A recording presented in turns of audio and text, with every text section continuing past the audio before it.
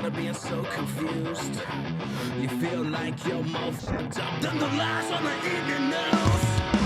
Well, just step right in. We can talk about it all as friends. And if you want, we can hug and kiss and make up for the party ends. Agree or disagree, just don't unfriend me. 'Cause I'm everything you want, damn sure what you need. I won't tell no lies, back up all the facts with truth. And if you can't get down with that, you must be somebody's new.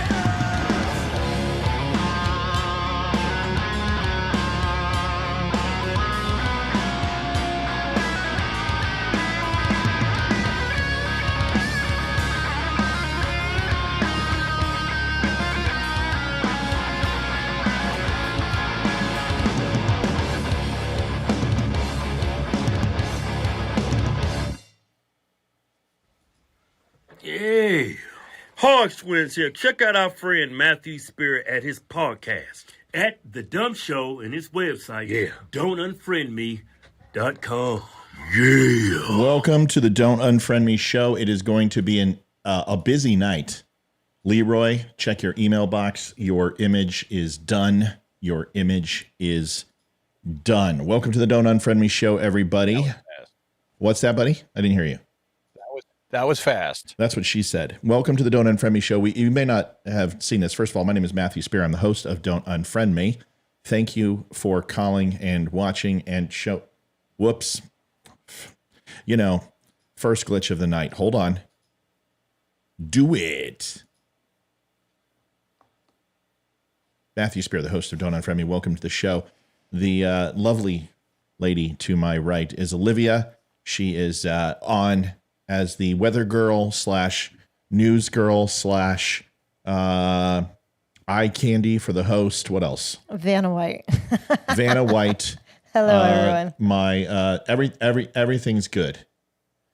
We got all the first of all, there's a new phone number. You can see right here, 571-329-7576. No more Skype bullshit. I have kicked Skype oh, by the way, this is the Don't Unfriend Me show.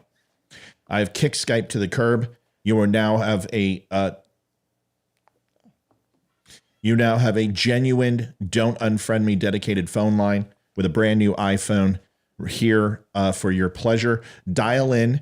You don't have to share video, of course. You can just go ahead and use the phone number. Or if you look in chat right about now, you will be able to see the link to go into video. There it is. It just popped up. If you want to come on to the show. Donald Trump is the topic of conversation tonight. He is always late, and he'll be late tonight. There's no doubt in my mind. So before that, I want to show you a quick video while we get everyone matriculated, get them on, stay. You'll see the whole thing here. We're not going to talk through this one. We're going to listen, and then we'll go ahead and do some analysis afterwards. But the first things first, I want you to listen to this. This is important. Just a message that I had for Donald Trump. I hope he gets it. It's going to be too late now because I had too many other things to do. But here it is. Take a listen to this, and we're going to get everything set up and roaring to go. Here it is. What is going on, Don't Unfriend Me Nation? Matt Spear from the Don't Unfriend Me podcast. Just got done with a recorded show. It was fun. And I have a message. What's new? We got a... Damn it. Sorry. That's always the way it works. What is going on, Don't Unfriend Me Nation? Owned by the Republicans. So, one incontrovertible fact. Donald Trump, if I have a message for him, he will receive it because enough people are in this network that somebody has his ear, and I'm not one of them. I'm not paid for by the RNC. I'm not owned by the Republican Party. My political affiliation is to the Don't Unfriend Me show, as I am a registered political organization, just my show. So unless you consider what I pay myself to be a shill, well, there we go. Here's my message. Today, Donald Trump, he won. He was reserved. He had a stoic demeanor. He looked very similar to the White House Correspondents' Dinner when Obama made fun of Donald Trump and roasted him. And there was an air of cynical vitriol in Obama's words. There was no humor. He hated Donald Trump. And that is the day that Donald Trump said, I'm going to go ahead and be the president of the United States, and I'm going to undo everything you did to screw up this country. That is the Donald Trump we saw in court today, determined and pissed off. Good. That's what we want. The 2016 Donald Trump cared about one thing, the American people. And he understands in business that if you can get to the people and you can get them to be self-reliant, self-motivated, self-aware, that all boats will rise in high tide. Any good business leader understands this. He does. By motivating America, middle America, the blue collar, the heartbeat of our country, the small business owner, he understood by motivating them that we would see an elevation in the United States from a productivity level in our economy, from where we stood on the national stage, from productivity in how we carry ourselves, from our military, from defense.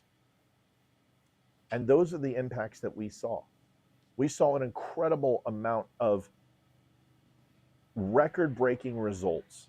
Now, I can sit and walk you through them. I've done it before on my show. And anybody wants to challenge me on it, come on my show and we'll have a conversation. And I can walk you through everything. Peace talks in the Middle East, de-escalation of conflicts around the world, USMCA, renegotiation with 20 some odd different countries in regards to our deficit that we had, what he did to get NATO to pay up. We can talk about recognizing Jerusalem. We can talk about unemployment across all racial. And what I was saying was 3 UH-64s just flew over to Mount Weather. So, right. We're just like, here we go. Listen. Demographics. We can talk how the tax cuts did work, and all 16 tax brackets saw less taxes in the previous cycle and got more money back in their pocket.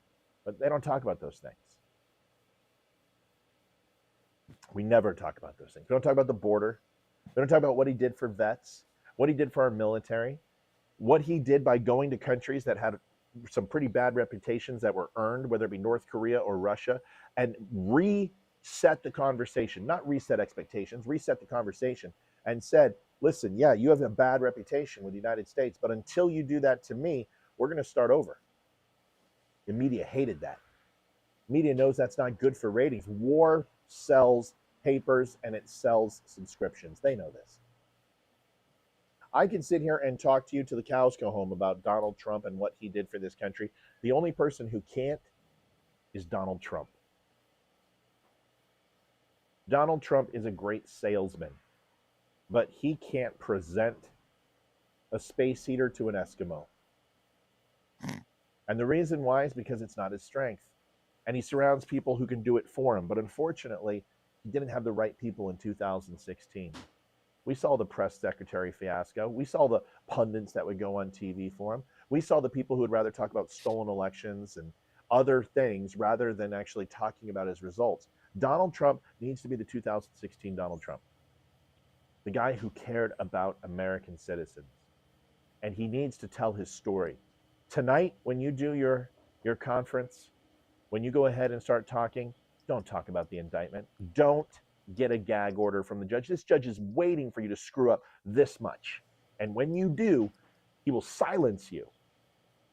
And he will not care because he will have the jurisdictional authority to put your ass in prison for 30 days.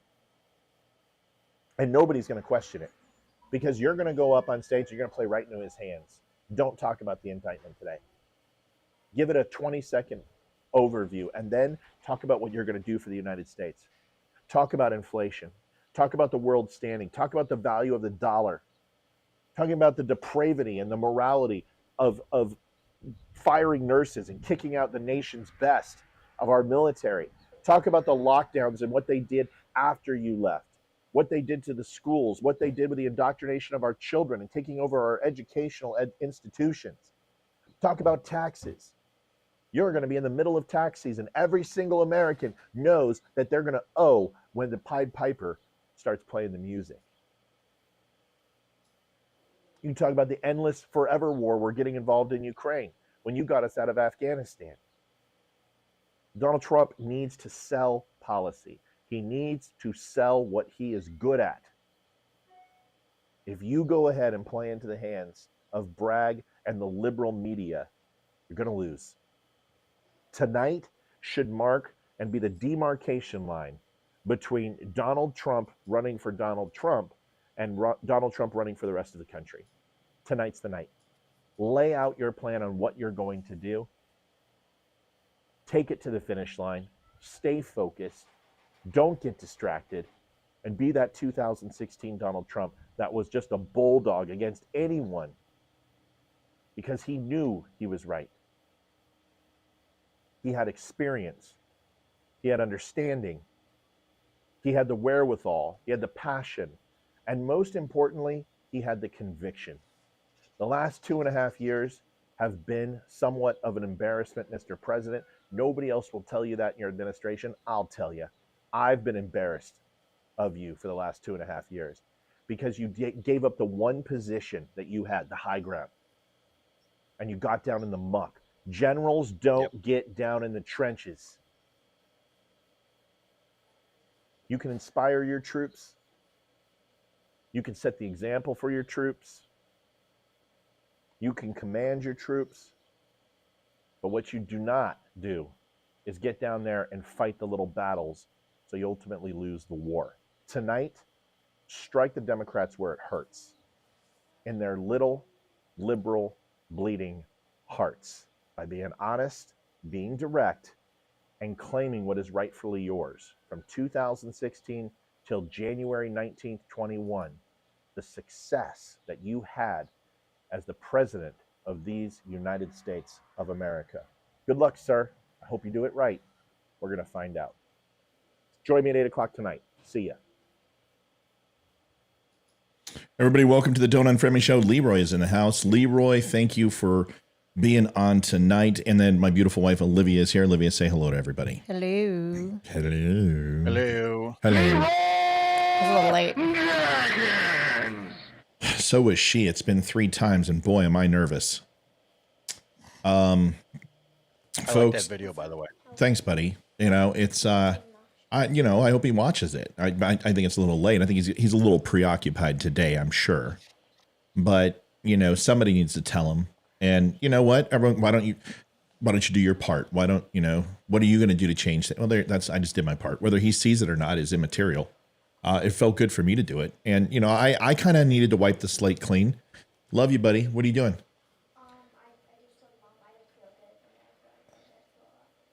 Oh, I'm sorry, buddy. All right. So I needed to kind of clean the slate because I'll tell you why. Because all the stupid shit that he's done and, the jibber jabber and all that stuff that he's been doing really doesn't hurt much but himself. But what's happening, and this indictment, which we'll talk tonight, at this point, gloves are off. I'm voting for him. I don't care. I don't care. I have to. How could you not? It doesn't matter. This is Democrats need. There's a couple things. One is that you have the opportunity to change power because other focuses need to be where the country needs to go. And for example, if you're going to put Democrats in, infrastructure is one where the Democrats predominantly have done very well with infrastructure. Fantastic in World War II. Did amazing things with the digital curve. Laying RG59, RG6. I mean, most of those run are Democratic parties. They have the foresight to do some great things in infrastructure. And Republicans are fantastic fiscally and also from a defense perspective. You need to change out the Democrats, not because of any of those things. It's because the pure evil that is coming out of that party and the things that they are doing and the unfettered power that our country is spitting out of control. Like it is just, it's not even going to resemble what it once was in a short period of time. And we've got to stop the bleeding. It is time for somebody to come in and say, you guys took it way too far from the social reform and social change aspect of your administration. And now we need someone to pull back the reins and bring back family values, bring back some conservatism, get a little tougher behind the ears, these type of things. Because if we don't, I mean, the pussification of the United States is going to be complete and we're never coming back. Leroy, welcome to the show. What do you got to say? Well, that's a hell of an introduction. Thanks, buddy. What do I have to say? I think you're absolutely right. I think that the problem is that too many people are focusing on their hatred for Donald Trump rather than his policies, the things that he got uh, uh, wrong, as opposed to his policies, which were largely, beneficial to everyone in the country. Right. Livy, how are you feeling about this? I mean, Donald Trump's not on. He's going to be on it. Of course, he's going always to be. late. He's going to be late. I mean, come on. His chopper probably just flew over. He just probably just left won. New York. Yeah, it's not Trump, but that's a joke. What are your thoughts on all this? You've had a chance to kind of see some things behind the scenes and get a feel for this. Where are you at? Are you pissed off enough to say, okay, I wasn't very happy with Donald Trump, but at this point the gloves are off and I don't care? Or are you still like, I don't know if he's earned my vote back yet? Well, I am going to wait and see who all the presidential candidates are going to be, and I'm going to base it on who I like the most at that time. I'm not going to say who I'm voting for as of right now. Yeah. As far as everything that's going on, I'm pissed off. I think it's a crock of shit, to be completely honest. I think that DA's been paid off by someone, and yeah, I think it's stupid what's going on, considering that he has taken so many felonies and made them into misdemeanors, but he's Or now misdemeanors into felonies. No, Yeah, he's taken felonies and turned them into misdemeanors. No. No, I'm talking about what he's done in New York. Oh, okay. All of the criminals, but Sorry. Donald Trump taking his misdemeanor and turning it into 34 felonies. Yeah. I mean, one of the indictments, one of the charges is the E-tape when he was on the bus with Billy Bush. That how is that breaking? How can you be charged for a crime with that? I don't know. I think he's reaching for straws. Well, I and he think he's full hasn't, of and shit. he hasn't explained the upgrade to felonies. I mean, that's the other thing. I've got the indictment here, and we're going to read it. I've got the full indictment ready to go. I had it. So it's nice to see that we've got that to kind of look at. But I want to know what the Trump charge is, right? I want to know the charge that actually brings. He needs to disclose that, because remember, there's a preparedness amount of time that the defense gets, and if they don't meet that, it's a mistrial. And they have a right to all the information the prosecution has. It's called disclosure. Everyone knows that. It's not too difficult. And there is a deadline to it. And if you don't disclose, you can go ahead and claim a mistrial. It's something that, we need to consider. And you can't consider it unless you've got the reason. So what is it? And that's where I believe this whole thing is a big nothing burger. By the way, we will not be taking phone calls, but the number is 571-329-7576. You can dial in tonight and you will be directed straight here on the Bluetooth. I'm going to limit phone calls to about a minute and a half. So have a question ready. If you want to say something nice about Olivia's boobs, you can do that. If you want to say something Or nice, mine. or Leroy's, you can do that. And What do my boobs have to do with the show? you're a woman and you have boobs. Here's Donald Trump.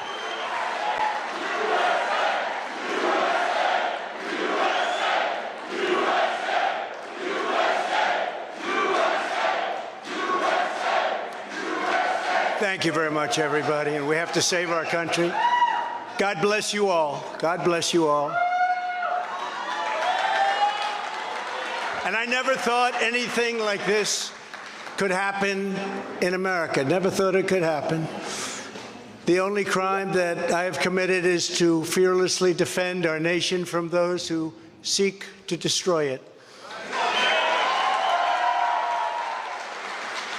From the beginning, the Democrats spied on my campaign. Remember that? They attacked me with an onslaught of fraudulent investigations. Russia, Russia, Russia. Ukraine, Ukraine, Ukraine. Impeachment hoax number one. Impeachment hoax number two. The illegal and unconstitutional raid on Mar-a-Lago, right here. The lying to the FISA courts, the FBI and DOJ relentlessly pursuing Republicans, the unconstitutional changes to election laws by not getting approvals from state legislators, the millions of votes illegally stuffed into ballot boxes and all caught on government cameras. And just recently, the FBI and DOJ, in collusion with Twitter and Facebook, in order not to say anything bad about the Hunter Biden laptop from hell, which exposes the Biden family as criminals and which, according to the pollsters, would have made a 17-point difference in the election result.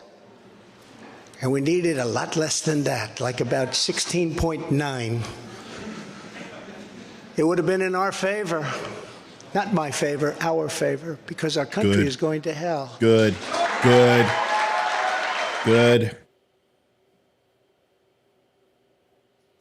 We're getting some rumble Less point. issues. It's not me. Russian disinformation. It didn't exist. It was Russian disinformation. Remember that? And that was all confirmed strongly by the FBI when they all knew that it wasn't Russian disinformation.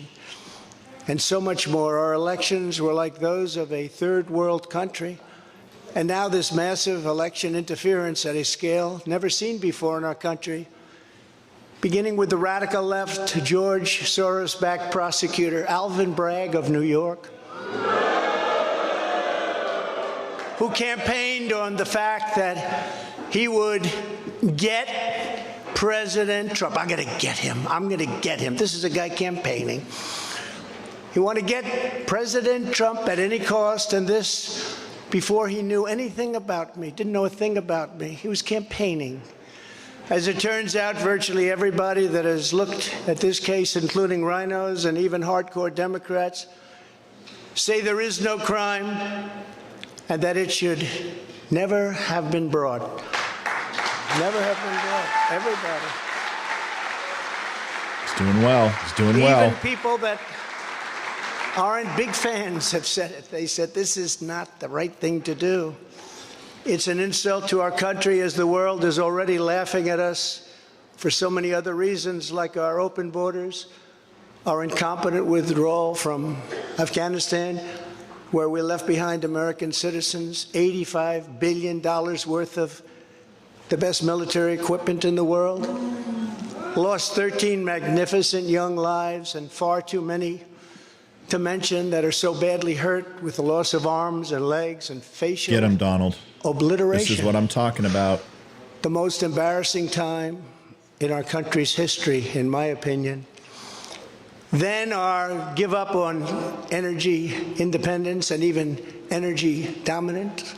We're going to be dominant within 6 months, more than any other nation, ×2. We had this all just 3 years ago. Our raging crime statistics, if you look in Democrat-run cities, numbers the likes of which we have never seen before. The open threats by various countries of the use of nuclear weapons, something never mentioned or discussed by outside nations during the Trump administration, and which could very well lead under the Biden administration's leadership to an all-out nuclear World War III. Can happen. We're not very far away from it, believe it or not. An economy that has been crippled by the biggest inflation we have seen in more than 60 years, and a military that I used to defeat ISIS in 4 weeks. They said it would take 4 years. 4 weeks to kill al-Baghdadi and Soleimani. Hey, real quick, Barbara, I was just wondering, I didn't mean to interrupt Trump, and I really don't want to, but Barbara says, family values, he was banging porn stars while he was married. Hey, you should ask Bill Clinton if he's got the taste of pussy cigar out of his mouth, Barbara. That has now gone woke at the top levels by trying to indoctrinate everyone down to the lowest ranking. And if you're not mistaken, Joe Biden has 2 female accusers for sexual assault right now, so you might want to go ahead and Google that too. Patriot. But now they have really stepped up their efforts by indicting the 45th president of the United States, who received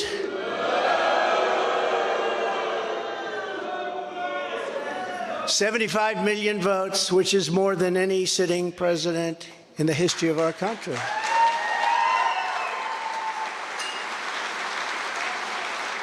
Good point. And in the wings, they've got a local racist Democrat district attorney in Atlanta who is doing everything in her power to indict me over an absolutely perfect phone call, even more perfect than the one I made with the president of Ukraine. Remember, I kept saying, that's a perfect call. This one was more perfect. Nobody said, sir, you shouldn't say that. Many people on the phone were hung up in disgust because of something I inappropriately said, because nothing was said wrong. In fact, at the end of the call, we agreed to continue our conversation about election fraud, and election fraud specifically in Georgia at a later time. Many people on the phone, including lots of lawyers, nobody found anything wrong with that perfect call until a book promotion tour many months later. All of a sudden they say, you know, I remember Trump making a call. Let's look at that. This fake case was brought only to interfere with the upcoming 2024 election, and it should be dropped immediately.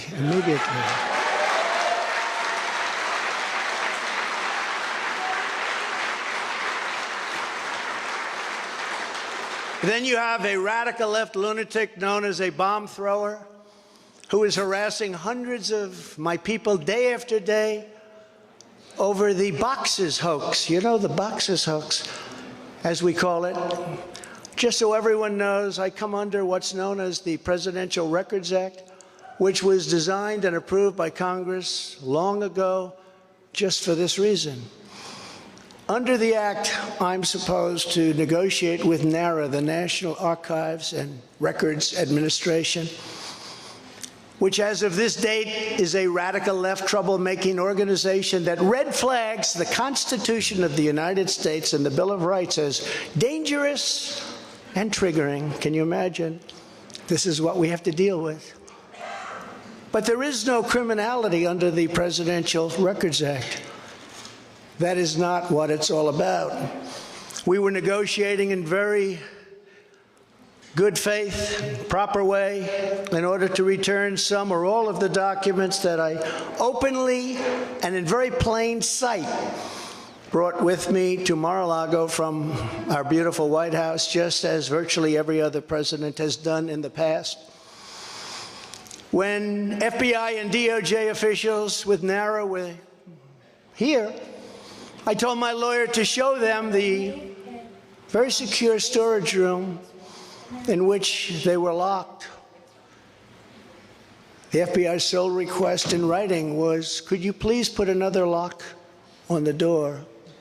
We immediately complied. It's a lot different than the Biden situation, isn't it? The next thing I know, we were raided by many gun-toting FBI agents who took whatever they wanted, including my passports and medical records. Everybody was in shock. Nobody had ever heard of such a raid before. We can't even believe it. Who would think that that could happen today? Amy, ban Kerry, Hyvervin, whatever. Immediate ban, not a suspension, not a timeout. Ban him from the page. Please. Thank you. I immediately thought of the Fourth Amendment that protects against unreasonable search and seizure. But they did it anyway because our justice system has become lawless. They're using it now, in addition to everything else, to win elections. Apparently, they're not looking at me through the view of the non-criminal Presidential Records Act. They came up with a new one. This is a new one.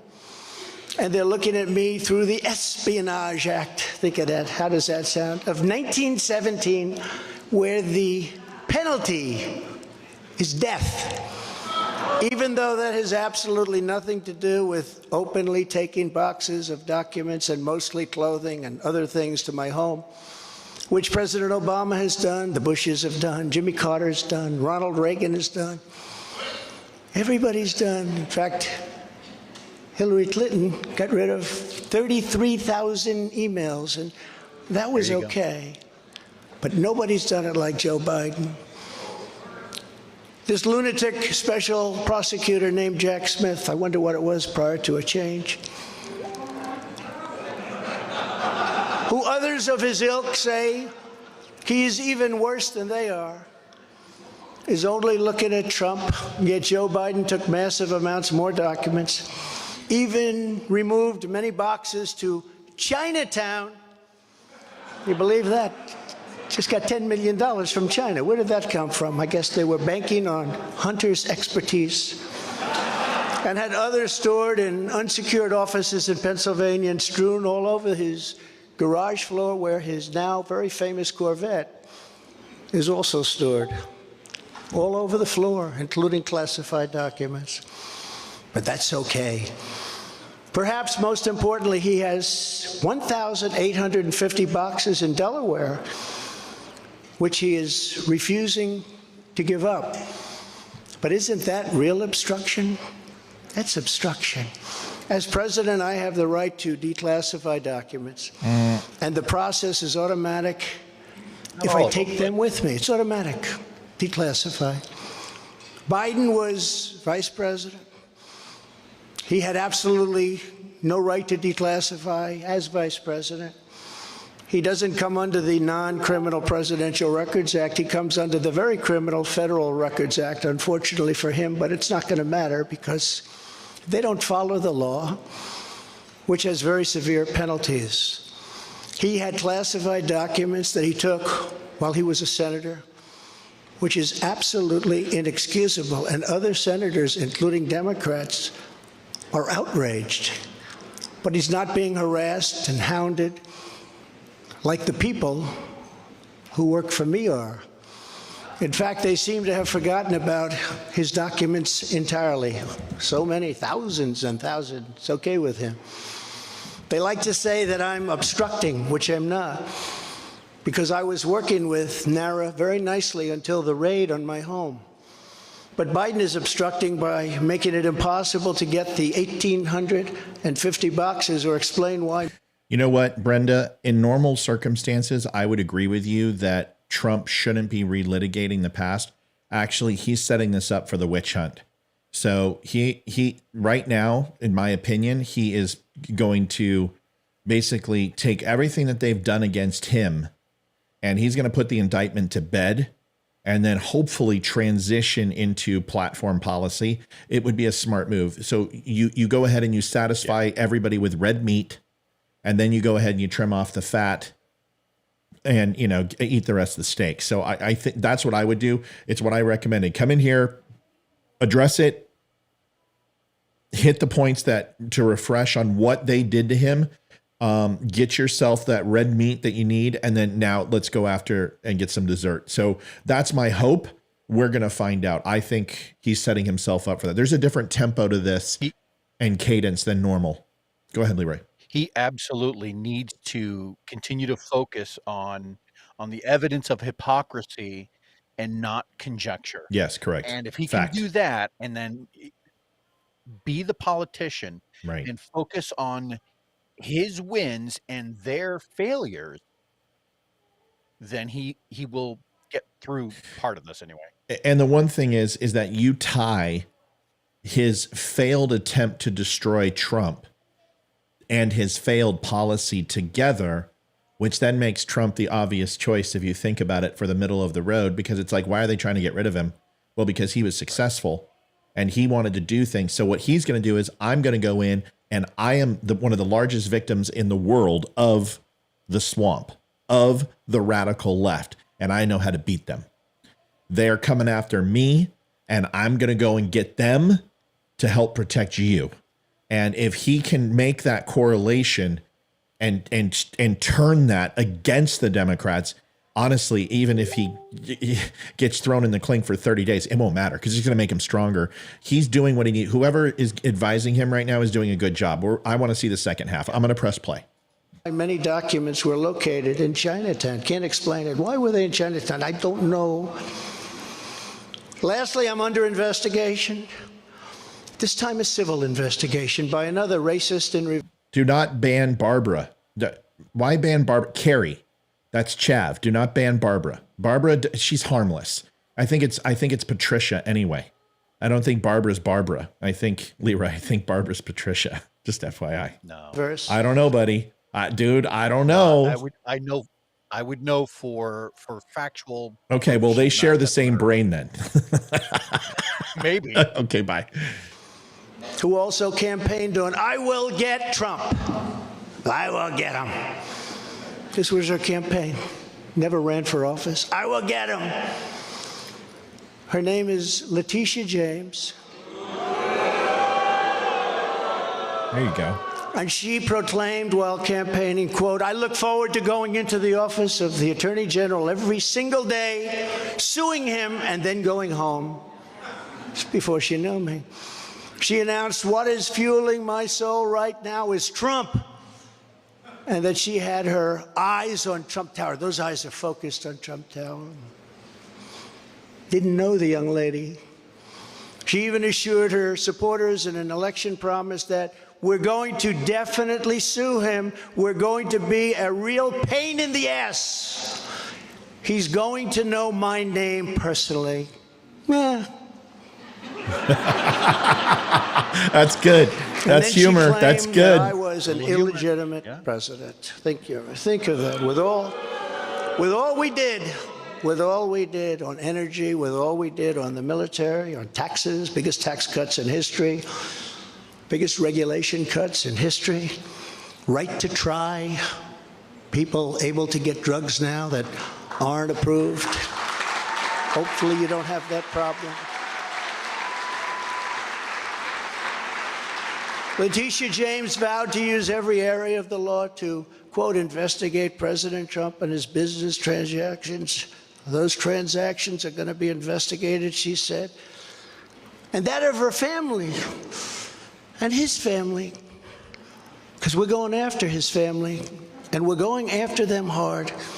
This is all before entering office and all before knowing anything at all about me, but she was going to get me. This is why, along with unrelenting crime, so many people and companies are leaving New York.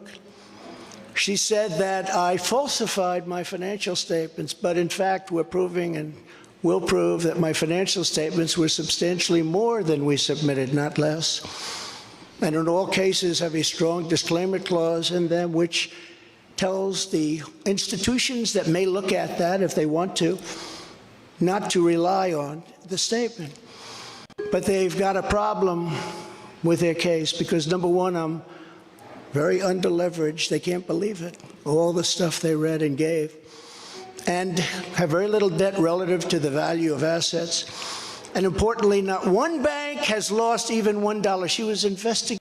Sorry to interrupt, folks. We've heard all this before. I want to make one point that wasn't in my video beforehand. Donald Trump has one goal tonight and only one goal. And I want to be really clear. People always, Matt, you should go work for Donald Trump. Okay, great. You want me to work for Donald Trump? Here it is. Donald Trump right now, tonight, needs to put the ball in Joe Biden's court.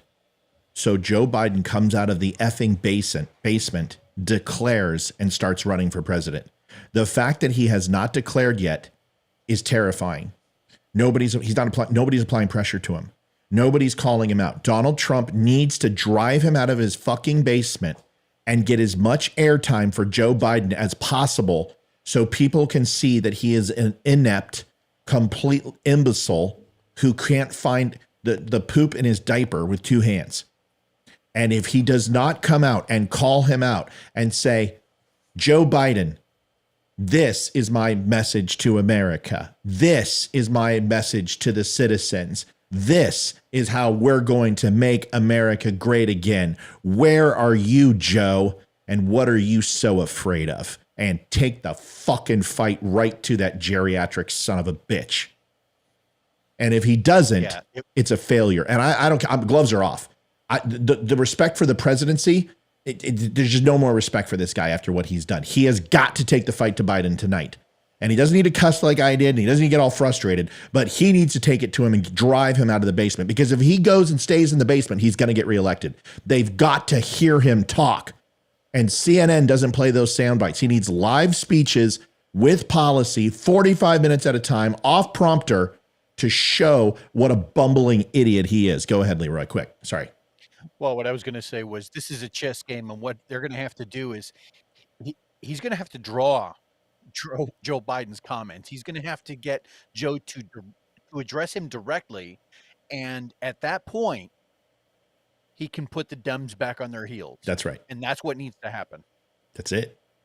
No, he didn't do that in the debate, Carl. He was a bully in that debate. Donald Trump, the first debate, he didn't do well. He was a bully. And I'm sorry. Donald Trump doesn't need to be a bully on the national pulpit. It's great in a primary, but it does not draw people in on the general election. He needs to do it now. You got to bring the libertarians from the middle in. You've got to bring the suburban women in. The only way you do that is to be magnanimous. So if he can go up there and say, I am running for president, how about you, Joe Biden? Because what it does is it challenges his current presidency and says, you're so afraid. And this is the line. You've been afraid to lead for 2.5 years, and now you're afraid of me to announce your presidency. That's his tagline. That's the shirt. Joe Biden has been afraid to run this country, and he's even afraid to run for re-election. That's the fucking TV commercial right there. Mr. Trump, this is free. The first time. Second one, I'm going to charge your ass. Getting me to save banks. They have very good lawyers. I'm sorry, that's a pretty good line, by the way. That'll make a good shirt. But they didn't lose a dollar with us during this period of time. In fact, the banks we're talking about made almost $200 million off Donald Trump, and they liked me very much.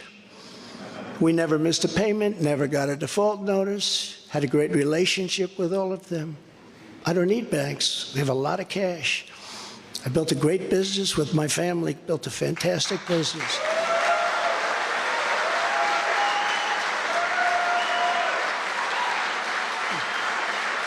Drink water effectively. Drink water effectively. That's pretty good. That's a man gulp. Okay. That's all we need is that meme to come back. That thing did damage. I have a son here who's done a great job, and I have another son here who's done a great job. Family. I'm proud of my children. Tiffany. You know, that's a great line, right? I mean, these are the little things. He's setting it up perfect. I'm proud of my family. I'm proud of my child. I'm proud to have my children in the front row. They're going to be with me during the debates. They're going to be with me when I get my acceptance speech, and they're going to be front and center during my inauguration. Where's Hunter? Where's Hunter, Joe Biden? Why are you ashamed of ashamed of your remaining children? Sure, that provides polarity between the strength of his kids versus a crack addict. You got to take the fight to him. You got to get harsh. You want to draw him out of the basement. Why are you ashamed of your remaining kids? It's a harsh comment. It's a bad comment, but it doesn't matter. It gets him out to fight. How many kids does he have? It's not the point. The point is that he's lost children, and you're basically saying, geez, out of the kids you have left, why aren't you proud of them? Like, I'm proud of my children. It's low, but it gets him out of the basement. You got to sting him because his handlers won't let him out. But if you hit him with that jab, and it's like Donald Trump is taking the gloves off. And Donald Trump is going after Biden, and Biden's got to respond. You got to get him to announce, guys. You can't let him sit there and announce in month 9. 9 months to go. You can't do it. He'll win. You've got to get him now. And Ivanka and Barron will be great someday. He's tall. He is tall, and he's smart. But I have a great family, and they've done a fantastic job, and we appreciate it very much. They've gone through hell.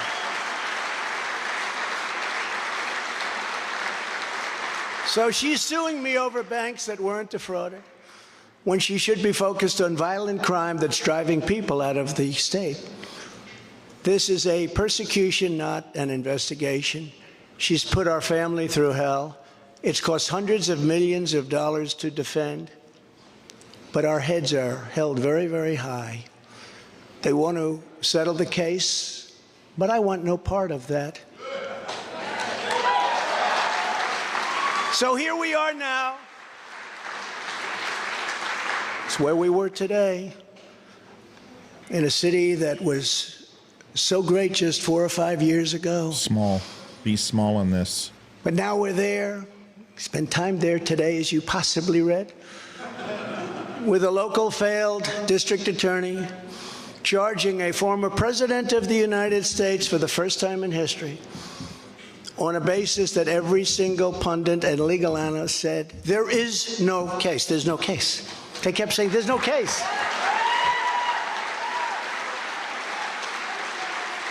virtually everyone. But it's far worse than that, because he knew there was no case.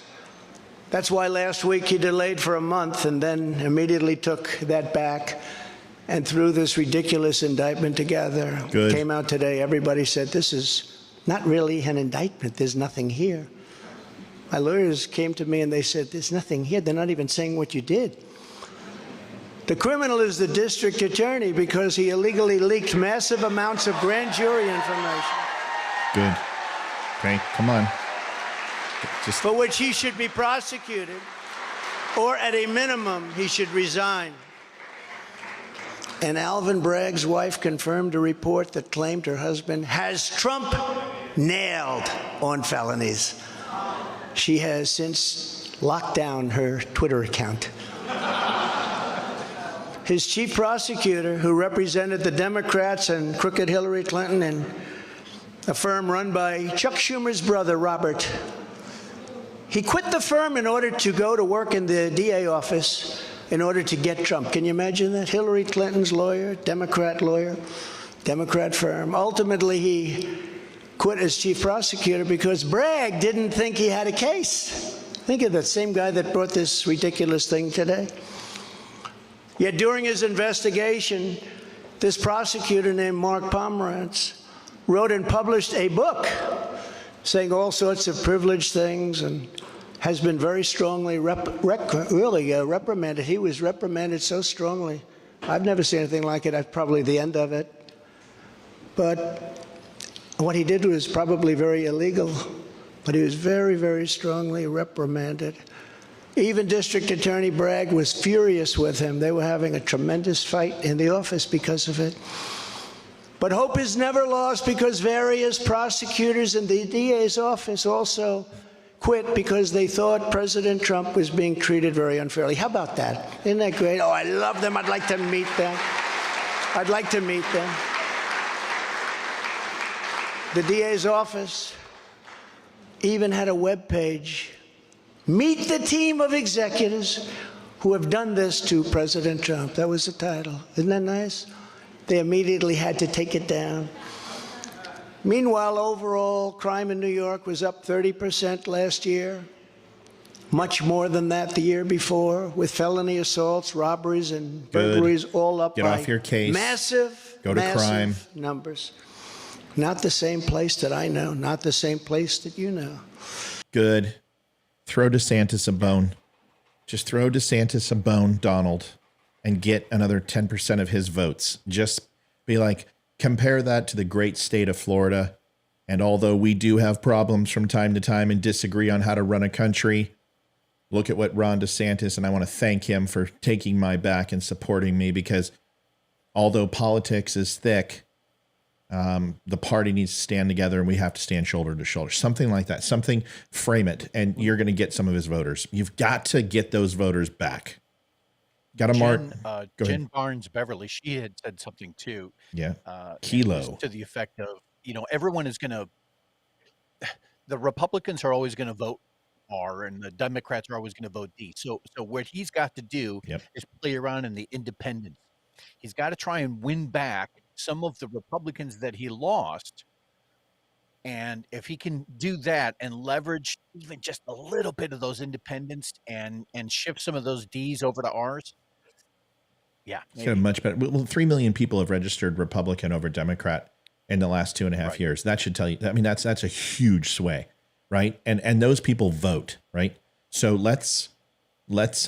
he's got to throw DeSantis a bone here, because if he ever is going to try to put him on the ticket, he can't. He's got to realize he's got to stop breaking down Republicans. He doesn't need to. He's the front runner. Okay.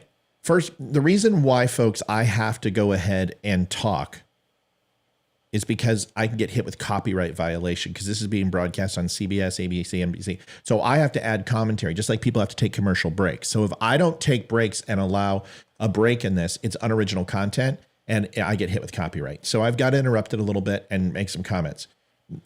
So that's why. But he needs, the number one rule of a politician is you got to be a damn fool to talk about the guy in third, second, and fourth place.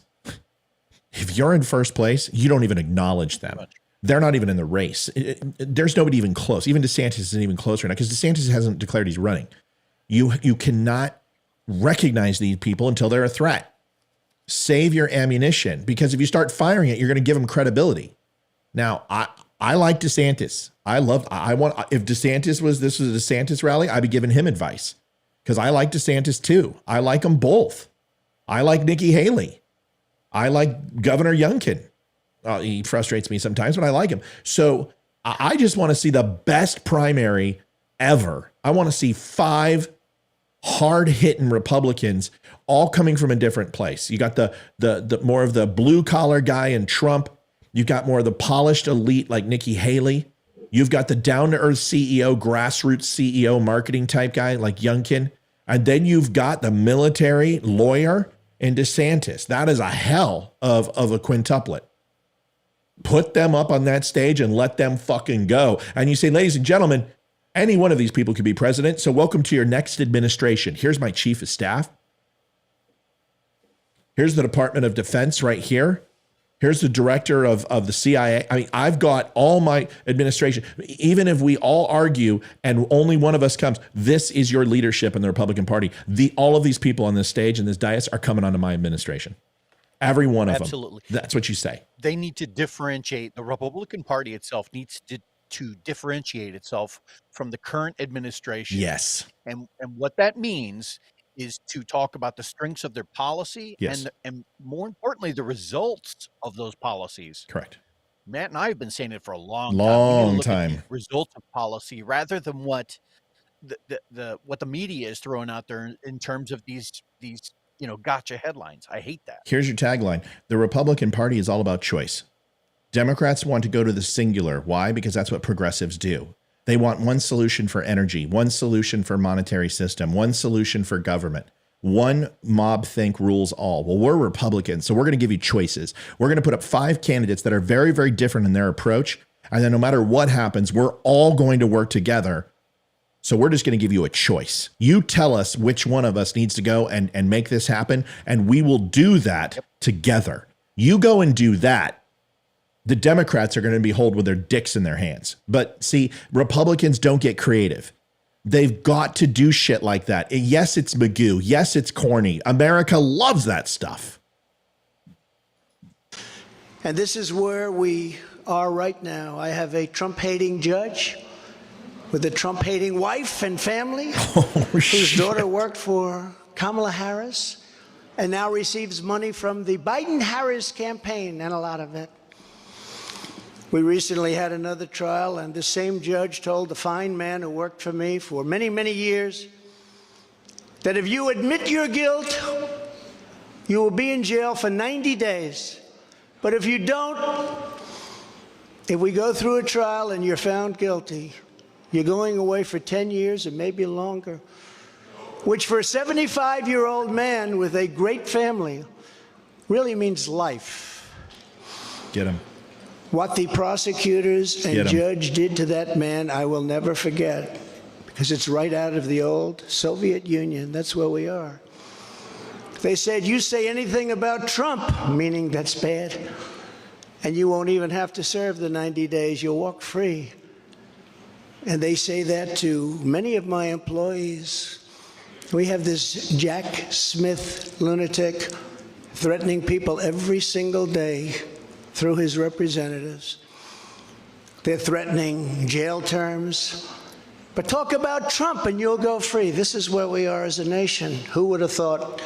They can't beat us at the ballot box, so they try and beat us through the law. Perfect.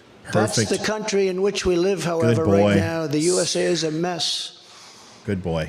Our economy is crashing. Inflation is out of control. That was perfect. That was just enough. Has joined with China. Can you believe that? Saudi Arabia has joined with Iran. Hang them. China, Russia, Iran, and North Korea have formed together as a menacing and destructive coalition. Would have never happened if I were your president. Would never have happened. Nor would Russia attacking Ukraine have happened. All of those lives would be saved. All of those beautiful cities would be standing. Our currency is crashing and will soon no longer be the world standard. which will be our greatest defeat, frankly, in 200 years. There will be no defeat like that. That will take us away from being even a great power. If you took the 5 worst presidents in the history of the United States and added them up, they would not have done near the destruction to our country as Joe Biden and the Biden administration have done. Good. Good. Perfect. So much better. Incredibly, we are now a failing nation. We are a nation in decline. And now these radical left lunatics want to interfere with our elections by using law enforcement. We can't let that happen.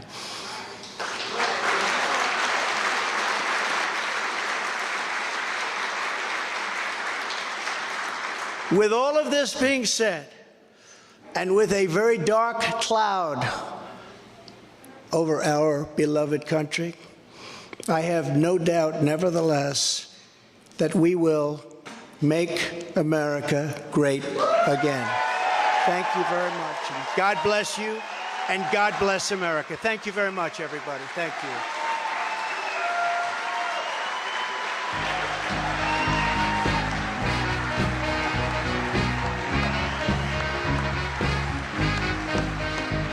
That was the shortest Trump rally I've ever heard. Yeah, the shortest Trump rally I've ever heard, too. So, all right. I think he did great. I think he did well. Let's get to comments. Olivia, why don't you give it to us first? What do you think? I need to get this song off or I'm going to get hit with copyright. I think he did great. I mean, he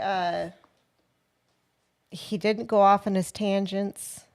He didn't get all hyper and like he normally does and get all like irate and frustrated. Correct. He was very just low key and stuck to the point. And it's the best Trump rally I've seen in a very long, long time. Yeah. Okay, fair enough. Leroy? I thought it was good. It was strong. It was, he punched where he needed to, and it was refreshing to see that he was not his normal self is what I would say with that. Right. He needs to continue to focus on policy. He needs to continue to focus on the failures of the current administration. And what he really needs to do is remind everyone that prior to COVID, the strength of the economy, the strength of the job market, if he can do that, I think he's got a real strong chance. Yeah, I would rate it as a good speech. Like compared to what he's done over the last 2.5 years, it's a great speech. He missed the biggest point, which is he didn't explain what he was going to do. And it would have been a great time for a 3-step plan, right? It would have been a great time for him to say something to the effect of, we understand what's happening with the tech giants. I believe information, artificial intelligence is going to be the way of the future. Everyone understands that Truth Social is a strong platform, a good platform. We also know that it's not as successful as I wanted it to be.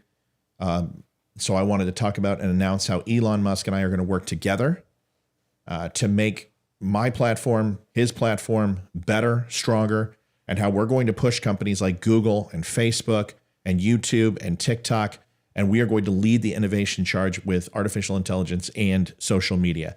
And bam, there's one. Okay, number 2, from a global stage, I understand the sovereignty of Ukraine. I understand that's important. I understand that the relationship that I had with Russia is a much different one. The toxic relationship that Joe Biden has.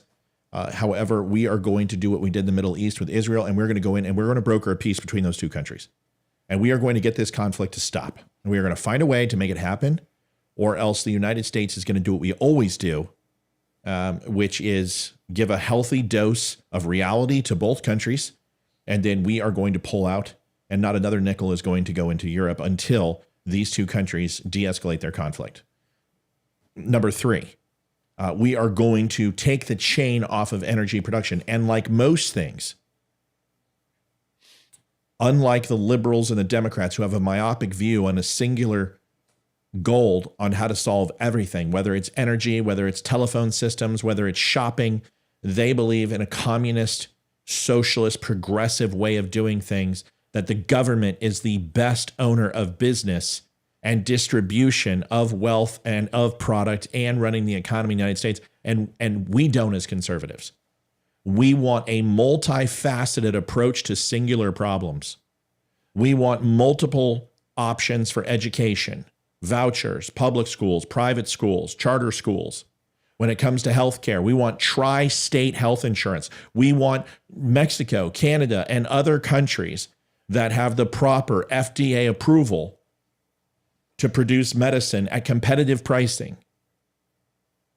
We want to go ahead and we want to be energy independent. And not only that, but bringing in energy into the United States will be a battle of who can give the best deal to the United States. Otherwise, those countries will suffer on other tariffs imposed upon them if they keep gouging us on oil prices. If Saudi Arabia is not interested in continuing with the petrodollar, then there are other countries that'll take its stead. And if not, we'll go to a profit sharing system and we will spread it across OPEC and we will spread it across multiple countries and we will tell Saudi Arabia to pound sand. No offense. We want to, hold on, I'm not done. I'm not done. Go ahead.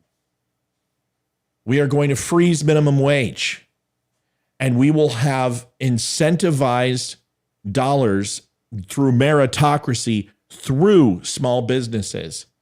And we will incentivize companies and small business with tax breaks based upon the employees that they have, the productivity that they generate, and then give that back to them through tax benefits to invest into their workers. And that money goes nowhere else. It goes into raises and education, college tuition, health insurance, new car programs, profit sharing to help small businesses be successful in America. These are the things that we're going to focus on. While Joe Biden's in his basement sending all of the money to Ukraine and ignoring schools. And the last thing we're going to do is have a multifaceted solution to school shootings, because we can't stop everything, but we can protect our kids. And here's how we're going to do it. They're no longer going to be soft targets. We're going to reinforce windows and doors in all of them. And yes, we understand how many schools we have in the United States. We are going to find a way to do this. If we can send $150 billion to Ukraine, we can find a way to help our schools. We are going to put veterans in schools. We are going to make them no longer soft targets. We're going to make them fortified areas. And no, not chain link fences. You're going to have somebody there who helps these kids, who mentors these kids, who these kids can look up to. But in a time of crisis, when these children are about to die, that person can go and fight the battle for them that they can't fight. And that's the same as any father or any grandfather or any mother. And if you think that they're going to be scared of that veteran, they're not scared of their mom and dad, and their mom and dad would fight just as ferociously and defend them with their lives. If you think that that's going to make them feel like they're in a militarized situation, then you haven't been a part of the family core values that you preach, that you so care for. We're going to make change in the United States, and we're going to tackle these things, and we're going to do it at home.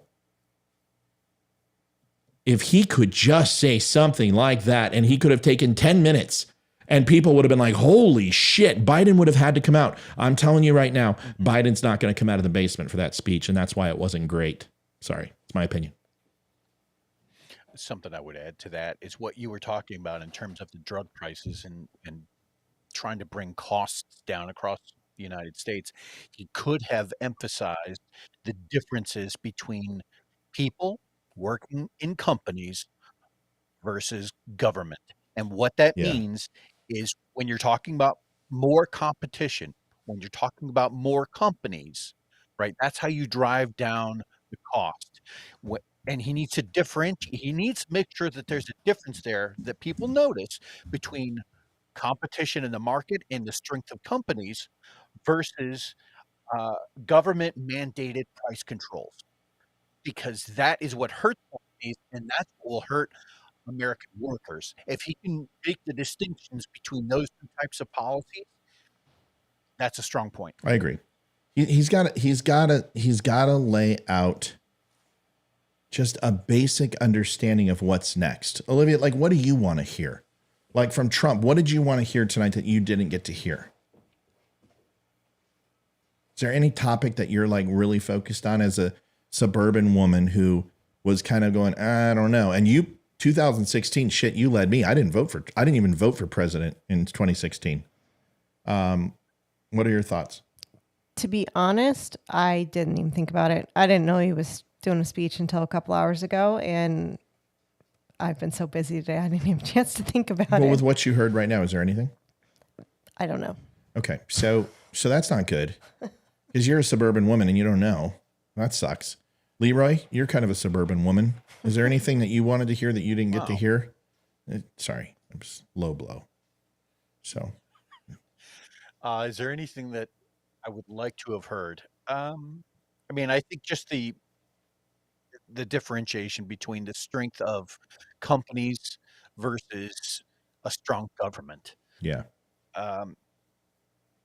If he can make that distinction, I think that would go a long way. Strong companies that drive down costs mean strong workers, and that helps all of us. Do you think this gets Biden out of the basement and gets him to announce? No. Me neither. Biden's going to sit in that basement as long as he can. The 12 months to 9 month mark is really his sweet spot. He'll fundraise at month 15 and he'll start doing private events and things like that. But open rallies and getting out into the mass media and having, putting lids on the days and actually having a press corps follow him around 24 hours, 7 days a week. He's not going to do that till month 12 or 9. This is 2020 all over again. And if he sits in that basement, he's going to win. He's going to win. Trump has to get him out. You've got to attack him. Stop fucking around. You have to assume that you are the Republican nominee for president. And every time you don't, you give power to anyone running against you. He's got to get Joe Biden to get out of the basement, period. I would agree with that. What do you think, Liv, when it comes to, will this get Biden out of the basement? No, I don't think so. He's got to hit home. And he's got to jab at Biden, piss Biden off to make him want to come back. But I don't know. Yeah. Debbie says, for crying out loud, he just went through an indictment. No matter what, it's a shell shock even for Trump. He'll talk again, give him a break. I did a show after I was arrested.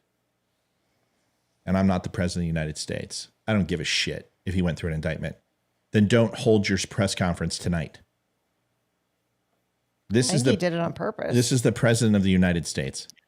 He had more people watch this than more than likely his acceptance speech.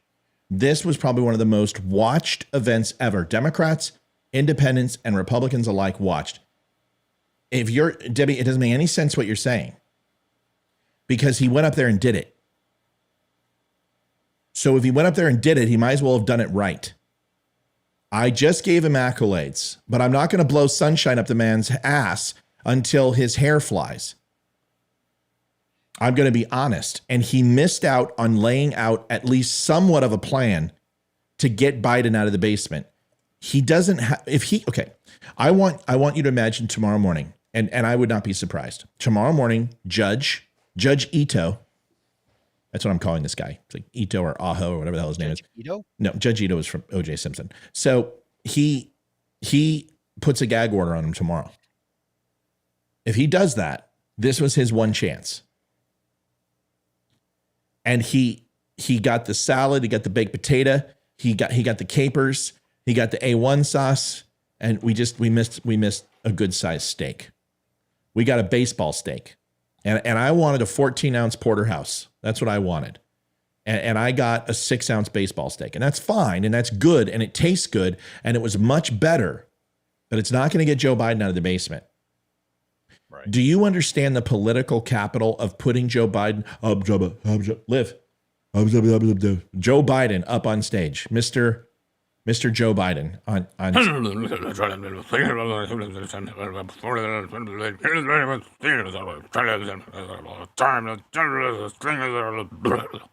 That's worth 20 of what Trump just did by getting Joe Biden to go talk. You get Joe Biden to talk and you get him in a rally. and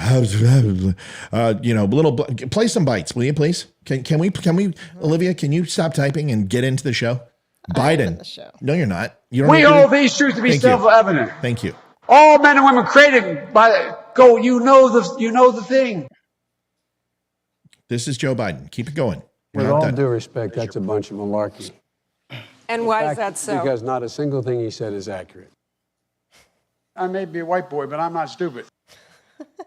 And by the way, I sit on the stand, and it get hot. I got hairy legs that turn blonde in the sun. And the kids used to come up and reach in the pool and rub my leg down, so it was straight, and then watch the hair come back up again. They'd look at it. So I learned about roaches. I learned about kids jumping on my lap. And I've loved kids jumping on my lap. Poor kids are just as bright and just as talented as white kids. And Corn Pop was a bad dude. And he ran a bunch of bad boys. America is a nation that can be defined in a single word.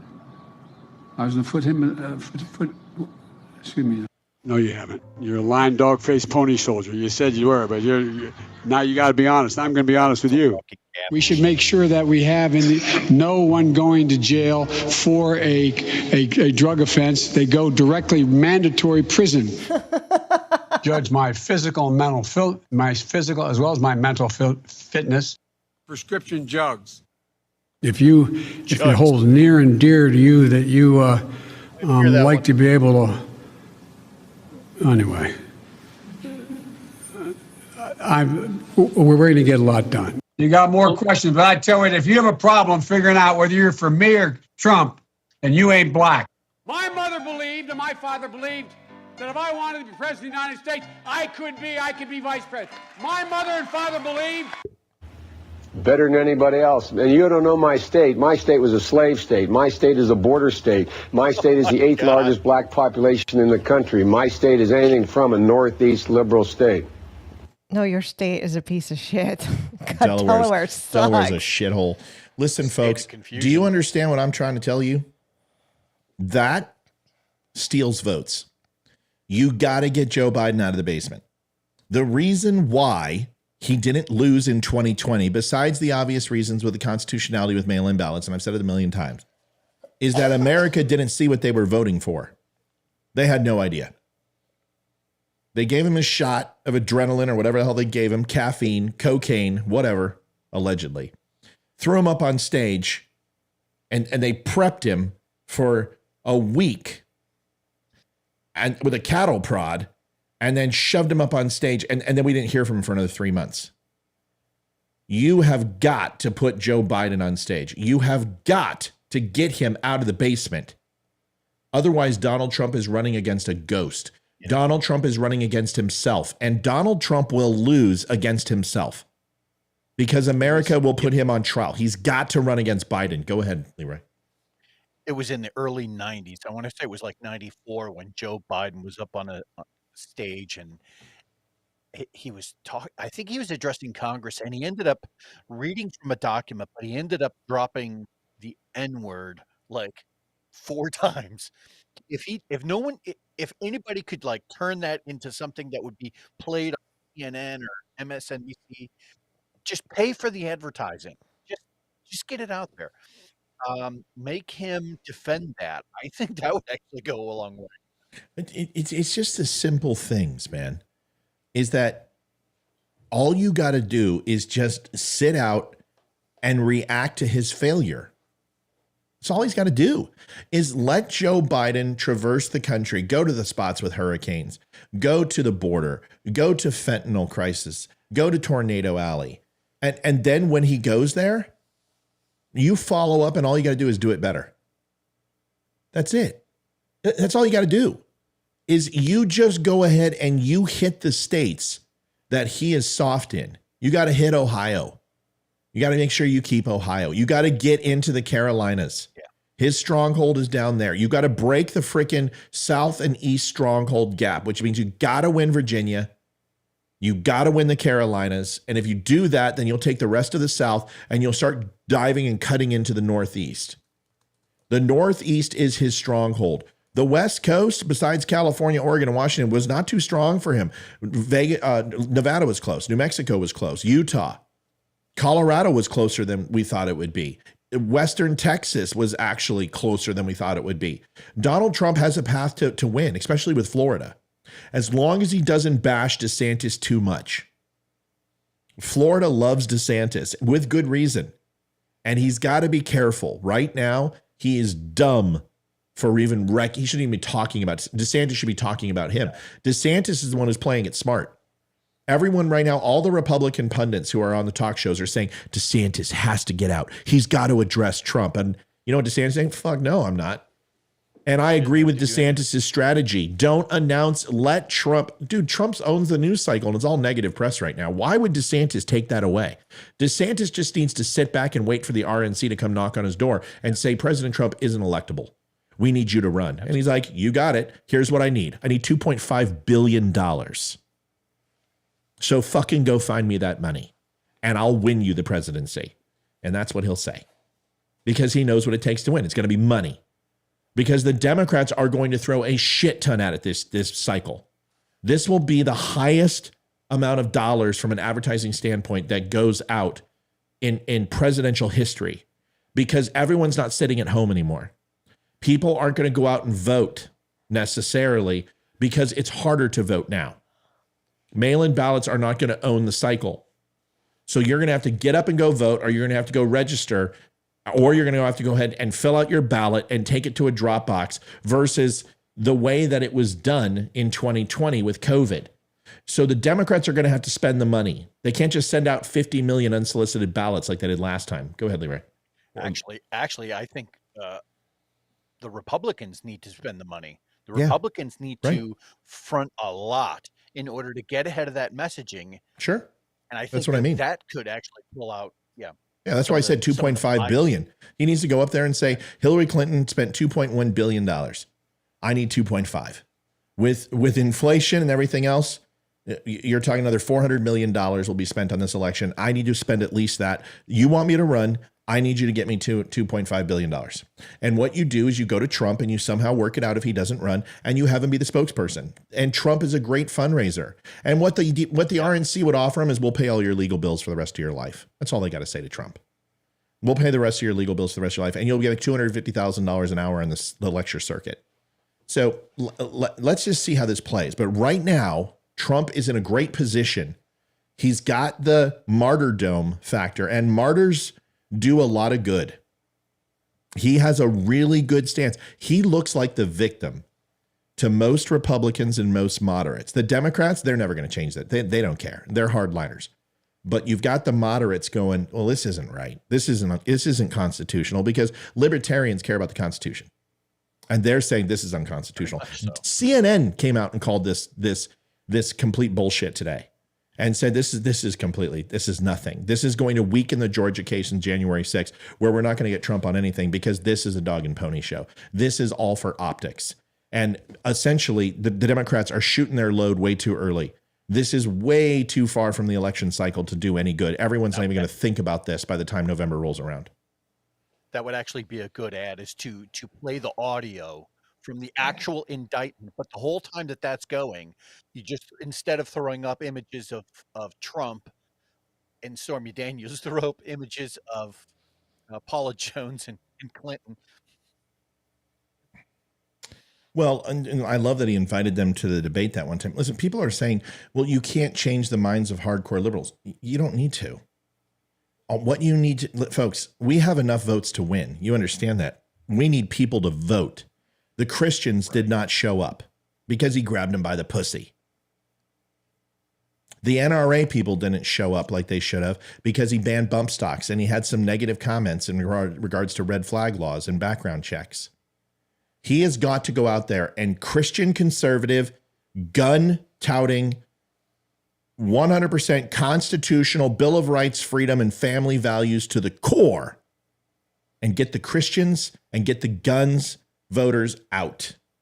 Then he's got to get the male white educated and hit them a little bit and the supposedly uneducated white males so they follow, like Hillary Clinton says, their wives follow what their husbands do. I know Olivia loved that line. Is that true, Olivia? Oh God, I was so pissed. I don't like. She her had to at all. convince me to vote for Trump because I was hesitant because I'm like, I hate men. what a shit show, right? I mean, we had Hillary Clinton and Donald Trump. I'm like, well, let's see. We've got a progressive war hawk who's more conservative, and then you've got a liberal billionaire like Donald Trump. What the hell is going on? Well, then I heard his plan. Then I heard what he did. And I'm like, okay, well, this guy's for real. But at first, everyone was skeptical, and if you weren't paying attention. Leroy, let's button it up. Go ahead. What do you got? I was just going to say, honestly, my vote for Trump was not necessarily a vote for Trump. It was just a vote against Hillary. Oh, hold on. We've got a genius here. Hold on a second. Vernon Jenkins. Sorry, there's only one Jenkins on this show, so I'm going to call you Vernon Jerkins. Okay? So Vernon Jerkins says 4 laugh emojis with tears. It's really off to a good start. I think 5 would have been a little more apropos. He says, pay the legal fees for 34 felonies. See, this is somebody who doesn't even understand the legal system. He doesn't get it. For the rest of Trump's for what, Elmo? Would Trump really care? Yeah, Trump would care. Considering that the RNC pays for all legal fees of a president after they're president, every single one of them, you understand that. So every civil suit that comes across, do you know how many cases are against Donald Trump right now in the active system? 372 open cases against him from a civil stature. And those are expensive. He uses $5,000 an hour lawyers. So yeah, he would care. Trump does care. Legal fees are a huge amount of money. If you think that the real estate market and being a billionaire in real estate is the same as being a day trader, or you have no idea about business. You've never had any money. So his money is tied up in the capital, and he is not liquid rich. So yeah, when you're dropping $150 million to $250 million in legal fees a year, that's a lot of fucking money for anybody, including a billionaire. So I'm sorry, man. Make sure you type in all caps next time. I see one letter that you missed, and I expect you to do better. Anyway, what else we got, Leroy? Anything else? Hey, how about Finland? What about it? They joined NATO yesterday. Yeah, I know. I heard. What do you think about that? What's the repercussions of Finland joining NATO? I think it's good, but it's bad. I mean, we have to recognize that everything in life is a trade-off. Certainly, we want Finland because there's a certain amount of coastline there. We want more unification closer to Russia's lines. But on the flip side of that coin is that Russia now feels more boxed in. And this just goes back to, was it Bush who said that we would never go any further east than the Berlin Wall? And so right, they're looking at that going, well, God, America just doesn't hold true to their word. They're not trustworthy. And it's not going to stop at Finland. It's just going to keep on going right up until they're knocking on Moscow's doorstep. So I get it. Well, I'm not defending Russia because you know how I feel about Russia, and I'm not a fan in any way, shape, or form. But when you literally are surrounded by NATO, it's got to be a little daunting, right? I mean, we get uppity over the United Nations because there's a blue helmet in Canada, and we flip out and think we're being invaded, and that's every Republican. So do you think maybe we could just align with him slightly and say, I guess I can kind of understand being surrounded by United Nations? Like what if the World Health Organization and the UN decided to go ahead and move across the entire United States border, and the UN decided to put its headquarters there? I think you might be a little nervous, right? And you'd be like, what the hell's going on? Is this an invasion? Putin has every right to protect his borders, just like we do. So I can understand that. What I don't get and I don't agree with is invading Ukraine and under the cover of Nazi soldiers, which there are, but that doesn't, maybe in Donbass region. About the Wagner Group? Yeah, right, but the Donbass region, but literally going into the heart of Kyiv doesn't necessarily ring true to me. Angela Beals, she's a very popular human being, says, I worry that man is going to give himself a heart attack. He gets so worked up. Whom? Me? I just got back from the doctor. So my resting heart rate was what the other day? 68? Yeah, something like that. 68 resting heart rate. My daughter was 108. My wife was like 92. A 68 resting heart rate. Do you know any 50-year-olds with a 68 resting heart? No, I don't think you do. So Mine's in the low 70s. Thanks for asking. Well, I care. I just didn't have a chance. I was too busy talking about me. I get it. I'm going to give you a hug next time we see each other. Well, we haven't given each other a hug yet. When are we going to meet? I mean, come on, man. When's this going to happen? Know, man. Well, why, get down there. Dude, you got SEALs to the south of me. You've got DC to the top. What type of intel guy are you? First, okay? I'm just saying, what type of fucking intel guy are you that you can't even make it to Virginia, Maryland, or Washington, DC? I mean, you're an intel guy. That's like being a hooker, not going to steer clear of that shit. That's like hookers not going to Nevada. It's like drag queens not going to elementary schools. What the fuck's wrong with you? All right, folks, I'm giving Leroy his 1 minute because we're going to pop smoke. We had a good night. I mean, we've had 10,000 likes on this thing. We've had close to 229 people on, plus Rumble was over 250. It's good to see so many people on. And Jenkins, I wasn't trying to be rude to you. I'm just like, for someone who just went through some legal fees, that shit adds up quick.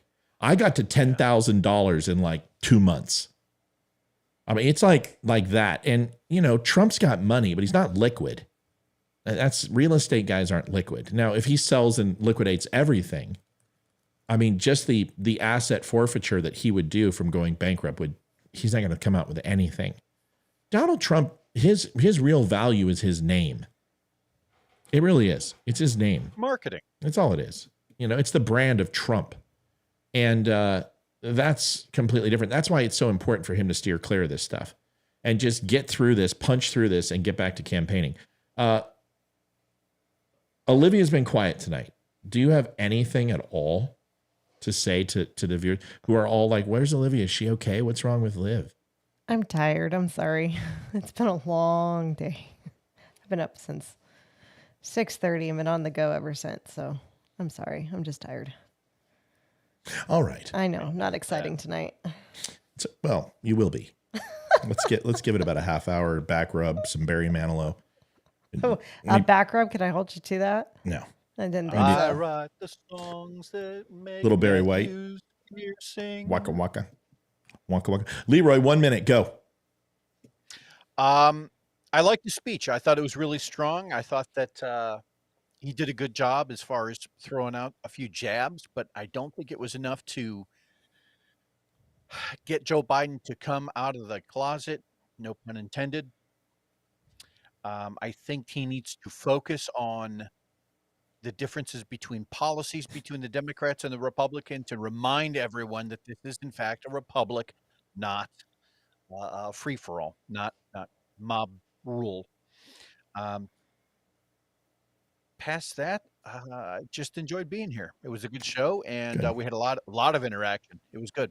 Yeah, a lot of energy. A quick Bone Man's, who looks like he has a Trans Am or some shit, says, lock Trump up. Quick, nice name, bud. I don't know if I'd put Quick and Bone and Man all together. So Quick Bone Man. Are you sure? Quick Bone Men? Whatever. So what do you want to lock him up for? Can you, I mean, because I know you guys like to do that because of Hillary Clinton and think that somehow it's a sick burn. I mean, Hillary Clinton fucked you too. So I don't know. I don't know why everyone thinks this is a Republican thing or a Democrat thing. Hillary Clinton, we had American soldiers left behind. That's pretty serious, right? Yeah. We had national secrets open on the open market. We had 30,000 some odd emails, plus another 32,000 some odd emails. Confidential, compartmentalized information that was leaked to foreign governments and programs that were leaked to foreign governments. That's not good for America. You agree with that, right? Quick Bone Men. I think you understand what I'm saying. What do you want to lock Trump up for specifically? Which crime? Because we don't even have any type of what the prosecutor's looking for as far as, is he looking for life in prison? What do you think he should be locked up for? I'm interested to get your point. Go ahead, Leroy. Well, and Quick Bone Man had that giant muscle car on as his right. He's compensating for a small peen. I'm wondering how much more he's paying in gas right now as opposed to when Trump was in office, and everyone was paying, 278 and below. That's one of those electric V8s. Oh, gotcha. That's right. CP Williams, Child Porn Williams, says because the bonehead commenting is a Nazi. What gives it away? First of all, I always try to keep that under wraps. What is it? Yeah. What about it that makes me a Nazi? Help me understand. What gave it away? Was it the American flag? Was it my Jewish grandmother? What is it about that? Considering she fled Nazi Germany, what is it about me that screams Nazi? Please tell me what the Nazi Socialist Party, the Socialist Party, free healthcare, giving money back to the elderly, distribution of wealth. These are Nazi policies, I'm sure. Extended leave from jobs, the same thing the Democrats want. What is it about me that screams Nazi? I didn't even see the comment. No, it's okay. I've seen the comment. So CP Williams, please tell me. I hope you're not talking about me. You could be talking about me. Well, you look like a skinhead, not a Nazi. Maybe CP's not talking to me. I don't know. Let me look at his picture. I'm just not phallically gifted. Sorry. You're not phallically gifted either. Proud member of the basket of deplorables. Okay, well, he's a Trump supporter, so I don't think he's calling me a Nazi, but maybe he is, or maybe he's calling. But here's the thing: the douchebag that just said that comment, I don't think he's a Nazi either. Why? I think he's talking about the Boneman guy. But why? But how is he a Nazi? I mean, do you understand? I'm going to defend the guy who bones men quickly. Do you understand how? No, that's pretty liberal. Yeah. Do you understand how degrading it is to call a human being a Nazi? Are you fucking kidding me? Are we the left? Are we now liberals? Do we really believe that that's the best metaphor, the best moniker for our opposition is to call them Nazis? How about we call them inept? Close. How about we call them tax and spend? How about we talk to them that their 67 genders is not only delusional, but it's impossible? Why don't we tell them that their inner city policies don't work? How about we tell them they've done nothing for minorities for 75 years? Why don't we remind them that we're not the party of the KKK and Jim Crow laws and Japanese internment camps, and who didn't back civil rights and didn't give a shit about suffrage and the Underground Railroad? Why don't we remind them about eugenics? Why don't we remind them about the Tuskegee experiments and syphilis on African Americans that were run by Democrats? Folks, Nazis is so... It's petulant. And I'm not trying to disrespect you, because if you're calling me a Nazi, I'm telling you, you're crazy. And if you're calling him a Nazi, you're wrong. Our opposition are not Nazis. They are progressive liberals who have lost the plot. Go ahead, Leroy. We just got done doing an entire episode where Matt and I are sitting up here trying to tell everyone to focus on the differences in policy and not to name call. And here you are name calling. It's not if just you really that. Want to help. Yeah, if you go really ahead, want Leroy. to help, you're going to examine the results of the policies that are coming from each side and determine which is best for the American people. That's all I'm saying. Listen, and I just want us to up the Nazi is probably one of the worst things you can call a human being besides a Detroit Red Wings fan. I always go with Minnesota Wild. Minnesota Wild's good too. Quick Boneman, the men who bones quickly, says Trump was the worst president in American history. Really? Over Jimmy Carter?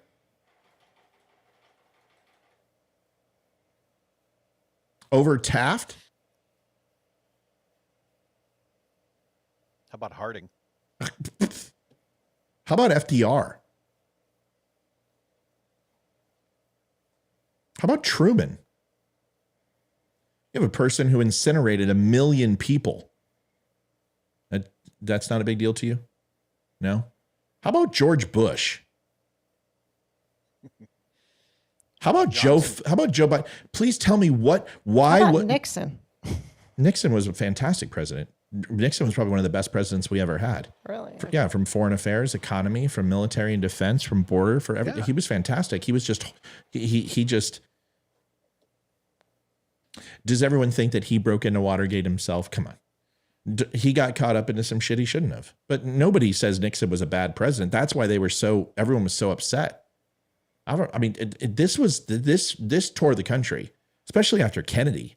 You had one president that was ripped away from us who did nothing, but was a really good political head figure that brought the country at least peace and satisfaction from having almost like a restoration of the royalty of Camelot in Washington, D.C. And then you had Richard Nixon, who was a great president for all, but was morally a little bit indignant.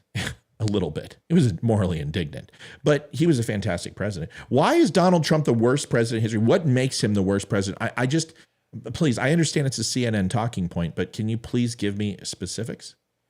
Anytime anybody ever says shit like that, I always think that that the people that listen to that are just listening to the soundbite headlines where he talked about grabbing people by the pussy.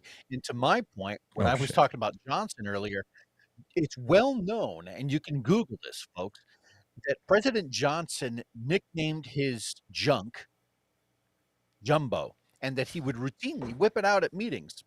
Oh my God. That's true. LBJ? Oh, LBJ was... LBJ nonchalantly said, we're going to go ahead and give black people, these simple-minded something or others, we're going to give them free this and free that and give them a little taste of life and a little taste of wealth. And then we're going to have those N blanks voting for us for the rest of their lives. That was LBJ. Exactly. He was a good president, right? See, quick men who bones men quickly. I want you to understand something. There's no substance to your argument. What you're saying is contrived, petty bullshit. Here, watch, I'll do it. Ready? Barack Obama was a Muslim. Oh, right. Well, I said it, so it must be true. Yeah. Bill Clinton was the best father ever. And a very faithful husband. And I definitely believe that Hillary Clinton Chelsea Clinton was not adopted, or at least Hillary was a surrogate. So it's all true. Joe Biden is a world championship water skier. See, I can do it too, but it doesn't mean that you can prove that in any way, shape, or form. And I'm trying to be nice tonight. I really am. I'm trying to be as nice as I can. There's a phone number right down there, 571-329-7576. I'll give you 5 minutes. All yours. I won't say a freaking word. I'll turn my mic off. You can have 5 minutes to tell me why Donald Trump is the worst president in U.S. history. Now, I certainly won't say he's the best president we've ever had. But from a policy perspective, I would say that he is the most successful president we've had, outside of maybe two others. I would agree with that. So if you are going to tell me who the worst president in U.S. history is, I would like for you to do me a real solid. Instead of trying to prove that point, which you can't because it's opinion and it's emotional garbage. Since we're on the trek of you sharing, and you and I are basically like girlfriends sitting around eating bonbons, crossing in our little 90s, why don't you tell me who the best president is? Because I'm more interested to hear that from you than who the worst president is. Because your CNN brainwashed brain is telling you to say that. But the funny thing is you say anyone who supports Trump is brainwashed. Why? Who is brainwashed? Why? Why does it mean we're brainwashed? And why would you believe that you somehow have some sort of mental acuity that is over us, when all you do is provide monosyllabic responses to very complex questions? So if you do truly believe that you have the skills to wax intellect on this panel, 571-329-7576, I'm sure you have a phone. Okay? Pick it up, even a track phone for your drug dealing ways or whatever you do for a living. You can make that phone call and go ahead and prove to us that Trump is the worst president. You go ahead. And here's the thing. I'll even make you a deal. You can pick your favorite president. You can pick your 10 most successful Democrat presidents. Okay? and I'll take Trump. And you can name 5 policies that those Democrat presidents, or excuse me, one policy that those 5 Democratic presidents placed forward, and I'll give you 5 successful Donald Trump policies, and whoever ends first loses. You want to make that bet? It's calling Trump supporters brainwashed. What about Hillary supporters? Hillary called all women who said, "You're not a real woman if you don't vote for me." I didn't vote for her. If I voted for her, I would have been brainwashed because she told me to. I voted for Trump. So that means I'm not brainwashed. And I didn't do it because my husband told me to. So quick, that's a very good point. The men who bones men quickly says, and he's trying. I got to give him credit. He's like he fired up the old noodle and he threw some logs on the fire. And let's see what he came up with. Here it is. Donald Trump lied about COVID-19 for over 3 months. Well, I guess that's not as bad as lying about it for 2 years, but we're not talking about Biden, so we'll go ahead and stay on Trump. He tried to say that Democrats were making it up to make him look bad. Well, that's not what he said.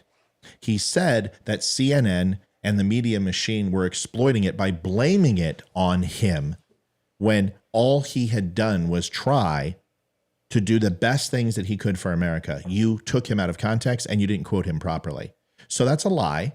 So failure number 1, and that's okay. I mean, the men who bones quickly, I'm sure that, you've made mistakes before, so I'll accept your apology and let's move on to the rest of your comment. Over 1 million people have died because of his failure, his lies. Well, that's not true. Under Donald Trump's watch, 426,000 people had passed away during his time for COVID. And not all of those cases were COVID because in the early stages, it was misdiagnosed more than it was diagnosed correctly, number 1. Also, any type of death was associated. So it could be a motorcycle accident, and they said it was COVID if the person tested positive. So let's go ahead and stop pretending that that number was 100% accurate. So you're already a fictitious number. Second, more people have died under Joe Biden than Donald Trump. And that was in the first year of Donald Trump dealing with COVID in the same time frame that Joe Biden did. So let's stop pretending that you know what you're talking about. I think you should bone less men and read more books. How about Quick reads books? I like that better. Quick reads books. Okay, what else do you got, Quick? I hope you've got something better than that because you have fallen flat on your face. I can see why you didn't call in. I understand completely. Let's see your next statement. Let's see if you have anything else. He lives his life 1/4 mile at a time. I rob DVD players from the back of semi-trucks. You gonna betray your family, Dom? And for those 16 seconds, I'm free. I live my life 1/4 mile at a time. How dare you make me bleed my own blood? Quick Boneman says Donald Trump didn't do anything to help his country as president. Well, that's a declarative statement with no fact, with nothing. You did so much better when you were lying about COVID and the numbers. Yeah. You were doing. You should lie again. Basing that on. Yeah, you should do more. Come on, Bubba. You can do better than this. Let's dig deep. Okay, you getting mad. I see we've moved to Ebonics. Okay, you getting mad because Donald Trump was a failure as a president. Here you go again. Do I see Matt? I think my blood pressure is really calm. I'm doing really well, bro. I'm a Nazi who has high blood pressure. Well, so brother, you want to see something? See that? Steady as a rock. Yeah, but I shoot with this hand. I shoot. Bro, dude, let me explain something. Waco. I've said this before. To me, to you is like a plumber. How interesting a clogged toilet is. Okay. I've seen 1,000 like you. You're nothing special. I know you think you are. You're like, I'm doing really well. Hey dude, come over here and look at these posts. You're not doing well. You're failing miserably. So I'm not upset. I'm actually waiting for you to spark some sort of emotion other than me wanting to. He's waiting for a challenge. Yeah. Can you give me something? Like my wife, who has said nothing, has added more to the show than you have, and she hasn't said a word. She's been sitting there just waiting for this to end so we can go have copious amounts of sex and not think about you at all. Watch the Avs game too. Watch the Houston Astros game. While we're having sex. Olivia, does he ever cry out my name? No, I've said it a long time ago. See, I've told her, I said, don't get upset when I call it another person's name. Would you rather have me making love to them calling your name or making love to you calling theirs? And she understands that when I say Leroy. I'm like, well, would you rather have me be in Leroy's arms right now? Do we have anything else from the men who bones quickly? Oh, he is here. Nope. Yay. He popped smoke. I think he's gone. Oh, here it is. Under President Obama, we're going to move to President. Wait. Well, hold on. You were telling me why Donald Trump is the worst president. Why don't you show me? So you're saying President Obama was the best president. Okay, so here we go. So President Obama was the best president. Under President Obama, it was a -0 of illegal immigrants coming in this country.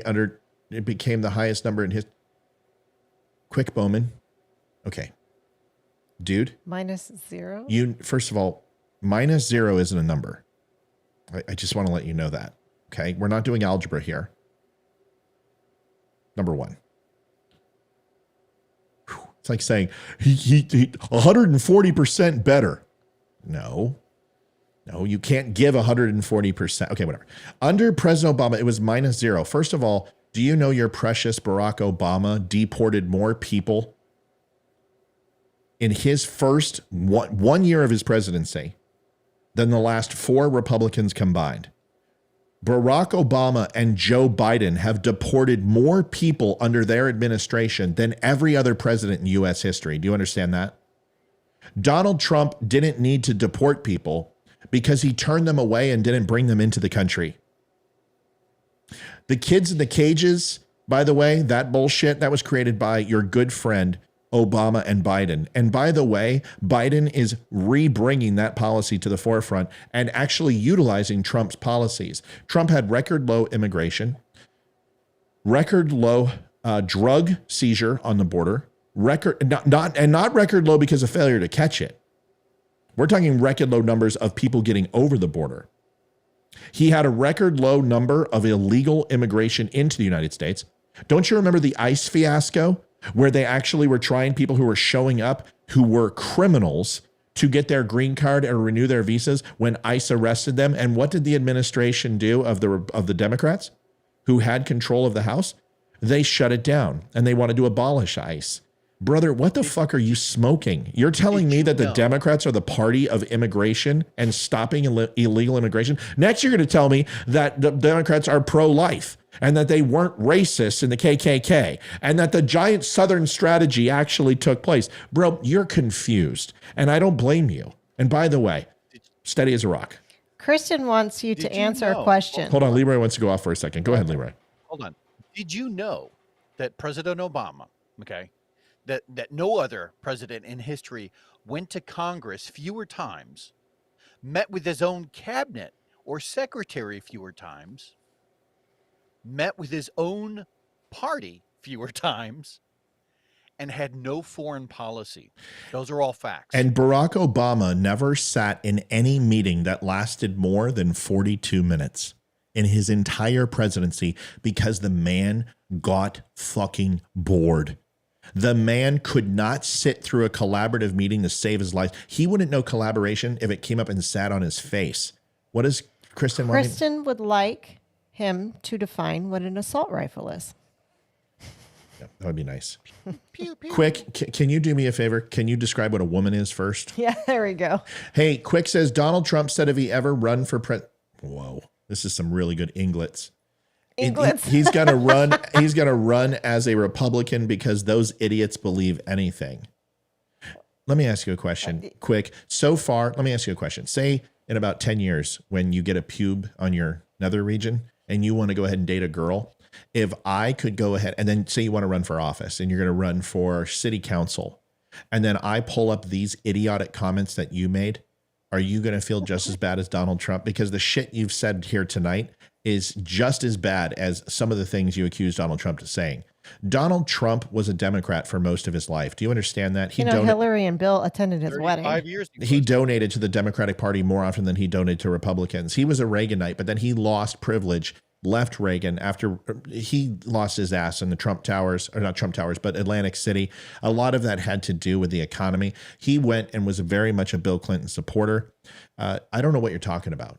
Donald Trump was not a lifelong Republican, although when he did do talk shows early during the Reagan years, he sounded very much like a Republican. But like most people, depending upon if the weather is good or bad, it makes them decide if they're going to grab an umbrella. And if it's raining under Democrats, it's bad. And if it's raining under Republicans, it's bad. And most people jump depending upon the weather. I tend to go ahead and stay with the party that wants to protect the Constitution of the United States. And you can't tell me. There it is. You can't tell me that it's Democrats, bro. You guys are throwing a fucking hissy fit because the Supreme Court that you said was the law of the land went ahead and brought the Constitution back to its original state by giving the power to the states, which it should have, as it was held hostage as over 67 million babies were ripped out of the womb and fucking vacuumed out of the uterus. And you're going to sit here and tell me that you're the party for the Constitution. You have dissected the most amended amendment ever, and policy heavy is the Second Amendment. The First Amendment, you guys don't respect that in any way, shape, or form because you're the ones that have been launching a campaign to silence Republicans. If we're so stupid, why don't you let us talk? If we're such idiots, why don't you give us the fucking platform, dipshit? The reason why is because people like me will fucking eat people like you for breakfast. You can't even get on this platform and face me on a fucking phone call, and you're going to dictate policy. By the way, my blood pressure is perfect. You have nothing. You're a troll. And I have dissected and I have put you to bed just like every other fucking troll who doesn't have the spine or the backbone to come up here and talk to me. Hey, quick, if you're a little too nervous to debate Matt, I'll get my 12-year-old daughter in here and you can debate her. Oh, dude, and that's brutal. You still won't have a chance, but it'll be better than debating Matt. You decide. Anytime you're ready, anytime you think you're man enough, reach down, feel that little nub.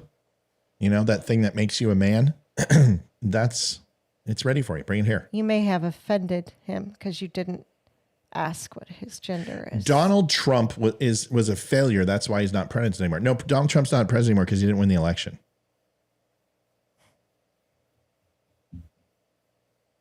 That's why he's not president anymore. You understand that, right? If you look at his policies, explain, you know, I'm done. It's like, listen, it's like talking to a person about molecular fusion who believes that a grain of sand is the smallest matter on earth. It's like talking. This is impossible. I can't have an education with you. I can't have a conversation with change unless you're willing to admit change is possible. You're ingrained in your thoughts and you refuse to listen to anyone else. It's like trying to talk to a flat earther and tell them that the world is round. Right. This is a flat earther conversation. This is like talking to a homosexual and trying to explain to them that vagina is good, or talking to a heterosexual and that that dick is good. It's just, we come from two different planets. Leroy is out because we ran out of time and I had to re-up it. Olivia, thanks for being on tonight. Hey, quick, I'm going to give you one more chance. I'm going to give you one more chance to come on if you would like to.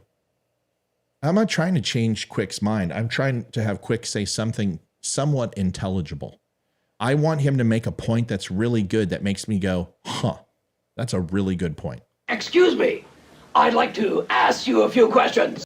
So Quick, I'm going to give you one more chance, or anybody who wants to step in. Sorry, I ran out of interview time, so I had to spend money. See, that's what us poor Republicans do. We just swipe a credit card and we go ahead and charge money. So, you know, it's what we do. Here we go. Quick, the man who bones men quickly says, people didn't vote for Trump because he was a failure in his first term. Okay, so this guy is I have no idea. You suck, you jackass. I don't know what the hell he's talking about. I don't know what he's talking about. Leroy, do you have any idea what he's talking about? No, because anytime anybody ever uses the common terms, always a complete failure or this person was a complete success, they can never pin it down to any one thing. There's never any policy wins. They just say that what they feel. Yeah. Quick Bowman says, not how you run a country. Quick Bowman is now the victim. He's playing the victim card. I just thought you'd want to know because, listen, calling somebody a Nazi and attacking their intelligence and calling them an idiot isn't attacking, right? And by the way, attacking with words. Oh my gosh. I mean, dude, here, this is for you. Here he says, you can attack me all you want. And the reason why you're doing it is because you know I'm telling the truth. No, I'm not attacking you. First of all, I'm insulting you. There's a difference. We're talking. Yeah. No, we're not talking. I'm insulting you. I tried the talking thing. I tried to be respectful. I tried to invite you to my show, and I gave you airtime. And all you've been doing is literally taking your juice box and just shitting all over the walls to see if it sticks. This isn't a conversation.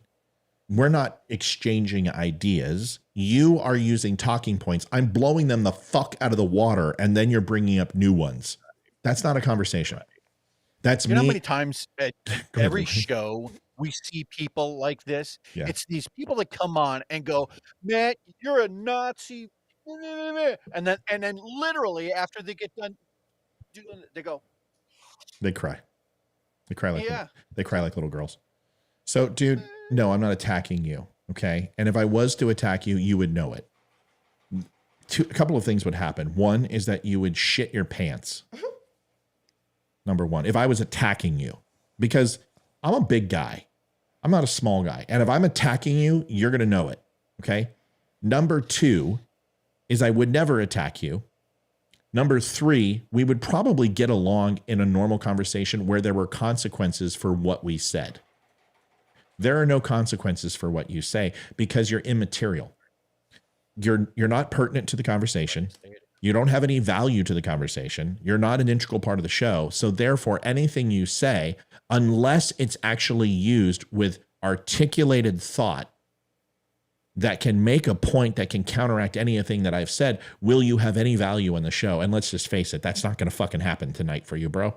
So let's stop pretending. Here is really quick the 15-page document for the indictment against Donald Trump. It talks about the 34 felonies. Now, to explain felonies and how it works, when you stack, it's called felony stacking. When you stack felonies on top of each other, it's usually for cases like child porn.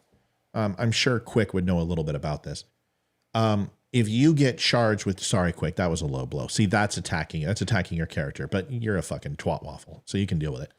So when you stack felonies, for example, with child porn cases, you can get multiple felonies based for every single photograph or every video is a felony in itself. Just like if you're a drug dealer and you have a gun, every bullet has a length of time attached to it based on the conviction scale. Right.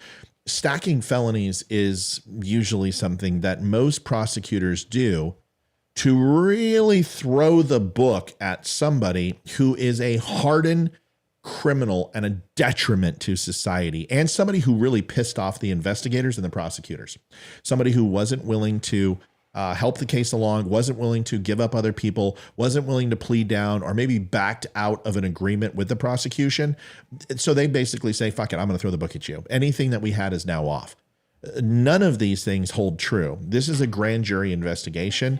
There is no defense in any way, shape, or form that was made for Donald Trump. Trump decided not to be a part of this. So you have these 34 felonies that have been elevated for some reason very similar to Adam Schiff. You know, trust me, I've got the evidence of Russian collusion. Or Swalwell, no, I didn't fuck Fing Fan in the ding dang. She was my girlfriend, but no way did we have sex. Right. You're making up stuff. So until he discloses why these were elevated from misdemeanors, all of this is going to be thrown out. Look at me. Look, everyone, look at me. Look at me. Look at me in the eyes. Here.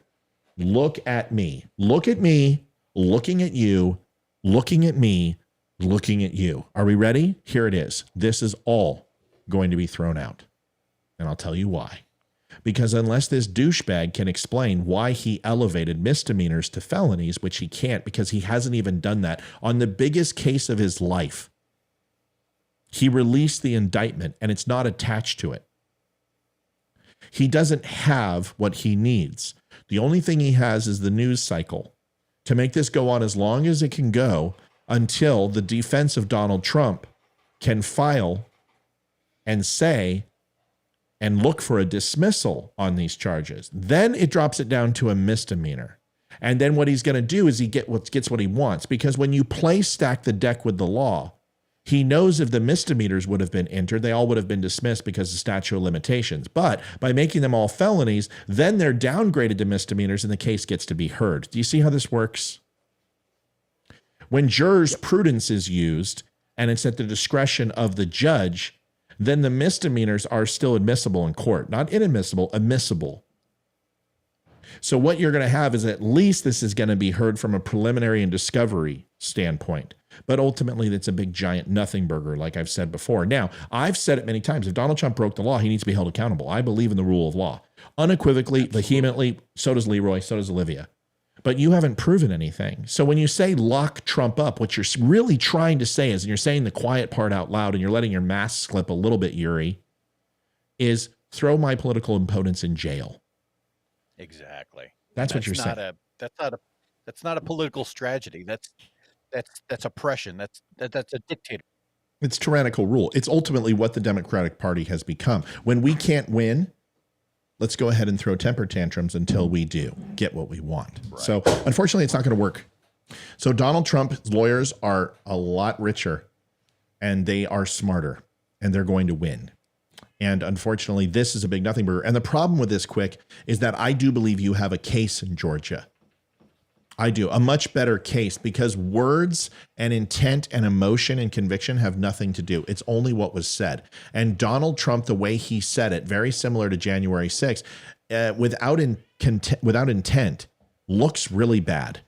And when you call a governor and say, hey, man, there's got to be a couple thousand votes left out there somewhere. You need to go find them. And you need to make sure this is done right, is a lot different than I need you to falsify thousands of votes to make sure I win, which isn't what was said. But it can be that way based upon the written word of Donald Trump. And that's what it's going to sound like.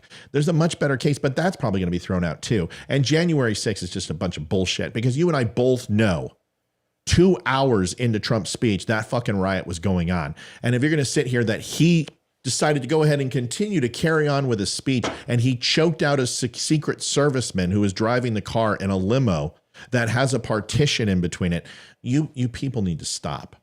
Your Trump derangement syndrome is so fucking nauseating. I almost want to let Hillary Clinton off of everything with a pass just so you guys stop. Okay. Yes, we witch hunted Hillary Clinton. Can you please just stop with the Donald Trump shit now because it's making me sick? Okay. There it is, folks. All right, folks, we're done. Leroy, thanks for your time tonight. I appreciate you. I love you guys. I love it. Hey, you can jump out, man, if you want to. By the way, bye, Leroy. I'll see you, Leroy. Take it easy, man. Good night. Let you guys know. Folks. Love you guys. We love you too, buddy. Dummies. You guys take care of each other. Yeah, we'll see you tomorrow, or maybe we won't. You decide. Good night, buddy. Here is the thing. Let me go ahead and stop this. And we're just going to go ahead and put a bow on this. This is the Don't Unfriend Me Show. Thanks for calling in, folks. We're pulling the plug tonight. We are going away and we're going to sleep. Nice to see so many people. 150 some odd. And Rumble. How many do we have on Rumble, Olivia? I have no idea. Olivia's ready to go. She's popping smoke. No, seriously. Every time I click on Rumble, it goes from like 43 and drops to 1 and then goes up to 22 and then drops to 2 and then goes up to 50. And it's every time I click Rumble's on it. Weird. So but I have that usually no happens idea. on Donald Trump nights because there's so much bandwidth being pulled. That's pretty common, to be completely honest with you. I honestly have no idea how many people are on Rumble right now. All right. Well, either way, folks, we'll be back tomorrow. Now, there's some goodies in the good bag. Please go and watch the message that I sent for Donald Trump tonight. Compare it to what you heard. That video was doing very successful. It was on Facebook and it blew up pretty fast. So I think it's still moving forward. Go watch that. Go watch the new recorded show. We take questions and you get to see my death threat / guy who wanted me to commit suicide. I'm sure it's Quick's brother or something like that. Quick, I already have my blood pressure checked today. You're not listening. I don't understand why you don't. I have the blood pressure of an 18-year-old in a cardiovascular system. Anytime you want to go ahead and compare physiques, please. You can't even call in. I seriously doubt you're going to want to compare your physique against me. But if you would like to try, I'm willing to take that. I'm a 49-year-old man, and I promise you, I'll run you into the ground. You want to give me a chance? Please do. This guy's probably Chav or some other douchebag.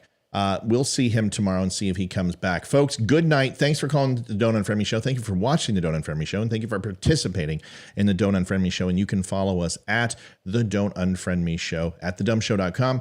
Also buy yourself some cool shirts, hats, and t-shirts. We're going to go out like we always do. But first, if you stop by the Dumb Show, please use code DUM10, DUM10, and you will get 10% off of your entire purchase. Or if you're on your phone, look at the lower right hand corner. You'll see a little blue box. If you click that, you can join the Dumb Club, or also known as the Dumb Nation, where all of the dummies join. They have a conversation, they talk, we get exclusive content, and you get 15% off the site. Stop by and do that. I will go out like I always do with the Veteran Crisis Hotline. 22 veterans commit suicide a day. It is way too many. Quick men who bones trucks valiantly, please be good. I understand you're frustrated. My blood pressure is perfect, and I am fine. I have challenged people to push-up contests. If you're man enough, let me know. Good. God bless everybody. Good night. Matt, good to see you, buddy. Go Still Point and go buy a Still Point album. They're amazing. Thanks, everybody, for showing up and watching the show tonight. Night, y'all. See you tomorrow. Good night. I'm David Boreanaz with the Cast of SEAL team, and we have an important message for returning vets. We want you to know if you're struggling to cope, there's help and it's just a phone call away. The Veterans Crisis Line is staffed with experienced professionals who know your struggles. There's no greater sacrifice in service to our country. We're able to enjoy our freedoms because of it. Your service is important. You are important. For vets and their families, the Veterans Crisis Line is here to help 24 hours a day. Please call